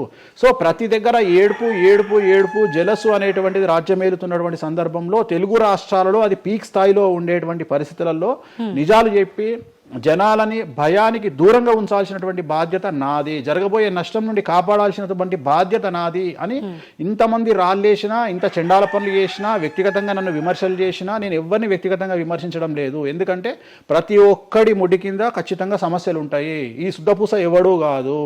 నాకంటూ నెల రోజులు పక్కకు తీస్తే ఒక్కొక్కటి జాతకాలు చెప్పగలుగుతా అందరివి. నేను వాటి జోలికి బోదలుచుకోవట్లేదు. శాస్త్రం ఏం చెప్పిందో శాస్త్ర ప్రామాణికంగా నేను జనాలకు తెలియజేయాలని కోరుకుంటున్నా. సో లాస్ట్ ఇయర్ ఎట్లా జరుగుతుందో 2025లో అనుభవించిన కష్టం కంటే 2026 ఎక్కువ, 2026 కంటే 27 ఎక్కువ, 27 కంటే 28 ఎక్కువ. 2025 నుండి 28 వరకు సమాజంలో ప్రకృతిలో జరిగే సంఘటనల తీవ్రత చాలా ఎక్కువగా ఉండబోతా ఉంది. ప్రకృతి పరంగా, సామాజికంగా, అగ్ని ప్రమాదాల పరంగా, వాహన ప్రయాణాల ప్రమాదంగా చాలా రకాల సమస్యలు ఈ సంవత్సరం ఉండబోతున్నాయి. ఓకే, రాశుల పరంగా ఎలా ఉంటుందండి? సో ఈ సంవత్సరము ఫస్ట్ రాశుల కంటే ముందు మనం మాట్లాడుకోవాల్సింది ఏంటి అంటే, ఈ సంవత్సరము రైలు ప్రమాదాలు, అగ్ని ప్రమాదాలు, వాహన ప్రమాదాలు, అలాగే జన సమీకరణలు ఉన్న చోట, భక్తులు గుమిగూడే చోట, జన సాంద్రత ఉన్న చోట, అది సినిమా థియేటర్లు అవ్వచ్చు, భక్తికి సంబంధించిన ఏరియా అవ్వచ్చు, సో మార్కెట్లు అవ్వచ్చు, మాల్స్ అవ్వచ్చు, వాటిల్లో పెను సంచలనాలు ఈ సంవత్సరం జరిగే అవకాశాలు ఉన్నాయి. ఆర్థిక నష్టము అంటే ఆస్తి నష్టము, జన నష్టము ఉండేటువంటి అవకాశాలు ఉన్నాయి. కాబట్టి జనాలకు చెప్పే విషయం ఏంటంటే, భక్తి పేరుతో జనాలు లేనటువంటి ప్లేస్కి వెళ్ళండి. ముక్కోటి ఉంది, ఖాళీగా ఉన్న వెంకటేశ్వర గుడికి వెళ్ళండి హ్యాపీగా. ఆ దేవుడికి డబ్బులు ఇచ్చిన వాళ్ళు అవుతారు, పంతులకు డబ్బులు ఇచ్చిన వాళ్ళు అవుతారు, గుడికి 4 రూపాయలు ఇచ్చిన వాళ్ళు అవుతారు. అట్లనే జనాలు లేనటువంటి ప్లేసుల్లో పుష్కరాలకు వెళ్ళండి ఈ సంవత్సరము. సో జన సాంద్రత ఉన్నటువంటి ప్రదేశాలను ఈ సంవత్సరం అవాయిడ్ చేయడానికి ప్రయత్నం చేయండి. సో టూర్లు మ్యాక్సిమం అవాయిడ్ చేయండి. ఈ సంవత్సరము లోయ ప్రాంతాలలో, కొండ ప్రాంతాలలో, నదీ పరివాహక ప్రాంతాలలో పెను సంచలనాలు నమోదయ్యే అవకాశం ఉంది. టూరిస్టు ప్రాంతాలలో కూడా ప్రాబ్లమ్స్ ఉంటాయి. ఈ సంవత్సరం భారతదేశంలో కొన్ని ప్రదేశాల్లో మత కల్లోలాలు రేగేటువంటి అవకాశం కనిపిస్తూ ఉంది, కర్ఫ్యూ విధించేటువంటి అవకాశం కనిపిస్తూ ఉంది. సో ఇవన్నీ కూడా ఈ సంవత్సరం చాలా తీవ్రంగా ఉండబోతా ఉన్నాయి. సో జాగ్రత్తలు వహిస్తే మంచిది. ఓకే, ఇప్పుడు అంటే ఇవి ఎవరికి, అంటే ఏదైనా గ్రహాల్లో మార్పులు ఉన్న వాళ్ళకా, లేదంటే అంటే ఇదంతా మనం ప్రకృతి పరంగా చెప్తాం. ప్రకృతి పరంగా దాంట్లో ఎవరు ఉంటారు అంటే, చనిపోయే వాళ్ళని తీసుకుంటే ఆ బాధితులు ఎవరైతే ఉంటారో వాళ్ళ జాతకంలో ఏలినాటి శనో, షష్టమ స్థానంలో శనో, వ్యయ గురువో ఉంటాడు. సో మనం వాళ్ళే అని చెప్పలేం కదా, అక్కడికి పోయిన వాళ్ళల్లో వాళ్ళు ఉంటారు. ఎవడైతే నష్టజాతకుడు ఉంటాడో వాడికి ఆ ఇన్సిడెంట్ జరుగుతుంది. సో ఇది ఓవరాల్ గా సంవత్సర ప్రిడిక్షన్ అంటారు. సో రాబోతున్నటువంటి సంవత్సరం పేరు కూడా చాలా చాలా చాలా కాంట్రవర్షియల్ నేమ్, పరాభవనామ సంవత్సరము. పరాభవము అంటే ఓటమి, అవమానముతో కూడిన ఓటమి అని అర్థం. పరాభవము, దుర్యోధనుడికి మయసభలో జరిగినది పరాభవము. సో అలాంటి పరాభవము ఎవరికి జరుగుతుంది అంటే ఎవరి జాతకంలోనైతే ఏలినాటి శని ఉందో 6వ స్థానంలో శని ఉన్నాడో 8వ స్థానంలో శని ఉన్నాడో 12వ స్థానంలో గురువు ఉన్నాడో వాళ్లకు ఈ సంవత్సరం సంచలనాలు ఉండబోతా ఉన్నాయి. అది మేషరాశి కావచ్చు, మీనరాశి కావచ్చు, సింహరాశి కావచ్చు. సో ఇలాంటి వారికి ఈ సంవత్సరం పెను సంచలనాలు ఉండేటువంటి అవకాశాలు ప్రస్ఫుటంగా కనిపిస్తా ఉన్నాయి. సో ఇది ఓవరాల్ గా సంవత్సర ఫలితము. ఇక 12 రాశులకు సంబంధించి ముందుగా మేషరాశి కనుక తీసుకున్నట్లయితే మేషరాశికి ఈ సంవత్సరము ఏలినాటి శని నడుస్తూ ఉంది. సో ఏలినాటి శని ఒక పక్క గురువు బాగాలేడు, ఒక పక్క రాహు బాగాలేడు, ఒక పక్క కేతు బాగాలేడు. సో ఇలాంటి సందర్భంలో పెను సంచలనాలకు కారణభూతమయ్యేటువంటి అవకాశం ఉంది. సో విద్యార్థులకు ఉత్తీర్ణత శాతం తగ్గుతుంది, కోరుకున్న ప్లేస్మెంట్స్ రావు, వీసా రిజెక్ట్ అయ్యే అవకాశం ఉంది. ఉద్యోగస్తులకు పై అధికారుల వల్ల సమస్యలు ఉంటాయి, ప్రమోషన్లు ఆగిపోతాయి. సో బదిలీలు చాలా దూరంగా బదిలీలు అయ్యే అవకాశం కనిపిస్తూ ఉంది. రాజకీయ నాయకులకు ఫెయిల్యూర్స్ కనిపిస్తూ ఉన్నాయి, ఉన్న పదవులు కోల్పోయే అవకాశం కనిపిస్తుంది, ఎన్నికలలో ఓటమి కనిపిస్తూ ఉంది. రైతులకు మొదటి పంట కంటే రెండవ పంట బాగుండే అవకాశం ఉంది. కళాకారులకు క్రీడాకారులకు అవకాశాలు తగ్గిపోయి ఆదాయం తగ్గిపోయే అవకాశం ఉంది. స్త్రీలకు సంబంధించి భర్తల మధ్యన గొడవలయ్యే అవకాశం ఉంది. అలాగే వ్యాపారస్తులకు బ్యూరోక్రాట్లకు ఈ సంవత్సరం ఏసీబీ, సిబిఐ, సిఐడి లాంటి కేసులు లేదా ఈడీ కేసులు కనిపిస్తూ ఉన్నాయి. ఈ సంవత్సరం ఓవరాల్గా మేషరాశి వాళ్ళని తీసుకుంటే న్యాయపరమైన ఇబ్బందులు, ఆర్థికపరమైన ఇబ్బందులు, ఆరోగ్యపరమైన ఇబ్బందులు, తండ్రికి సంబంధించిన అపమృత్యు గండము, అలాగే న్యాయపరమైన చిక్కులు, వాహన ప్రమాదాలు, భార్యాభర్తల మధ్యన గొడవలు, ఇవన్నీ మేషరాశి వారికి కనిపిస్తూ ఉన్నాయి. మరి ఏం చేసుకోవాలా అంటే తిరునల్లా శనీశ్వర ఆలయంలో ప్రత్యేకమైన శని పూజ నిర్వహించుకోవడంతో పాటు నలుపు రంగు దుస్తులకు దూరంగా ఉండడము, నలుపు చెప్పులు, నలుపు వాహనాలకు దూరంగా ఉండడము, లెదర్ వస్తువులకు దూరంగా ఉండడము, నలుపు లెదర్ వస్తువులకు దూరంగా ఉండడం వల్ల సమస్యల నుండి గట్టెక్కుతారు. ఏడాదంతా వీటికి దూరంగా ఉండాలి. మరి నెక్స్ట్ వృషభ రాశి. సో వృషభ రాశి వారికి ఈ సంవత్సరం 100కు ఇంచుమించుగా 75% అనుకూలంగా ఉంది. రాహువు, కేతువు, గురువు, శని అనుకూలత కనిపిస్తూ ఉంది. చాలా బాగుండబోతా ఉంది. ఈ సంవత్సరం మే నుండి విపరీతమైన రాజయోగం పట్టబోతా ఉంది. చాలా అనుకూలంగా ఉంది. విద్యార్థులకు ఉత్తీర్ణత శాతం ఉంటుంది. స్త్రీలకు అనుకూలమైన ఫలితాలు ఉంటాయి. స్త్రీలకు మీ ఇంట్లో కమాండింగ్ అంతా మీదే ఉంటుంది. రాజకీయ నాయకులకు ఎన్నికలలో విజయాలు సాధిస్తారు. డబ్బులు ఎక్కువ ఖర్చైనా విజయాలు సాధిస్తారు. అలాగే రైతులకు 2 పంటల దిగుబడి, రాబడి బాగుంటుంది. విద్యార్థులకు కోరుకున్న ప్రదేశాల్లో సీట్లు వస్తాయి. ఉత్తీర్ణత శాతం పెరుగుతుంది. అవివాహితులకు వివాహ యోగ సూచనలు కనిపిస్తున్నాయి. సంతానం లేని వారికి సంతాన యోగం కనిపిస్తూ ఉంది. వ్యాపారస్తులకు, అన్ని రంగాల వ్యాపారస్తులకు అనుకూలమైన ఫలితాలు ఉండబోతా ఉన్నాయి. క్రీడాకారులకు, కళాకారులకు అవకాశాలు, ఆదాయము పెరుగుతాయి. ఓవరాల్గా ఈ సంవత్సరం పూర్తి స్థాయిలో మీకు ఎటువంటి సమస్యలు కనిపించడం లేదు. చాలా బాగుంది కాబట్టి మీకు ఎటువంటి రెమెడీస్ అవసరం లేదు. వీలైతే సోమవారం నాడు శివాలయంలో రుద్రాభిషేకాన్ని నిర్వహించుకోండి. సో నెక్స్ట్ మిథున రాశి. ఈ సంవత్సరం ఏదైనా రాశి 100కు 110% అనుకూలంగా ఉంది అంటే మిథున రాశి.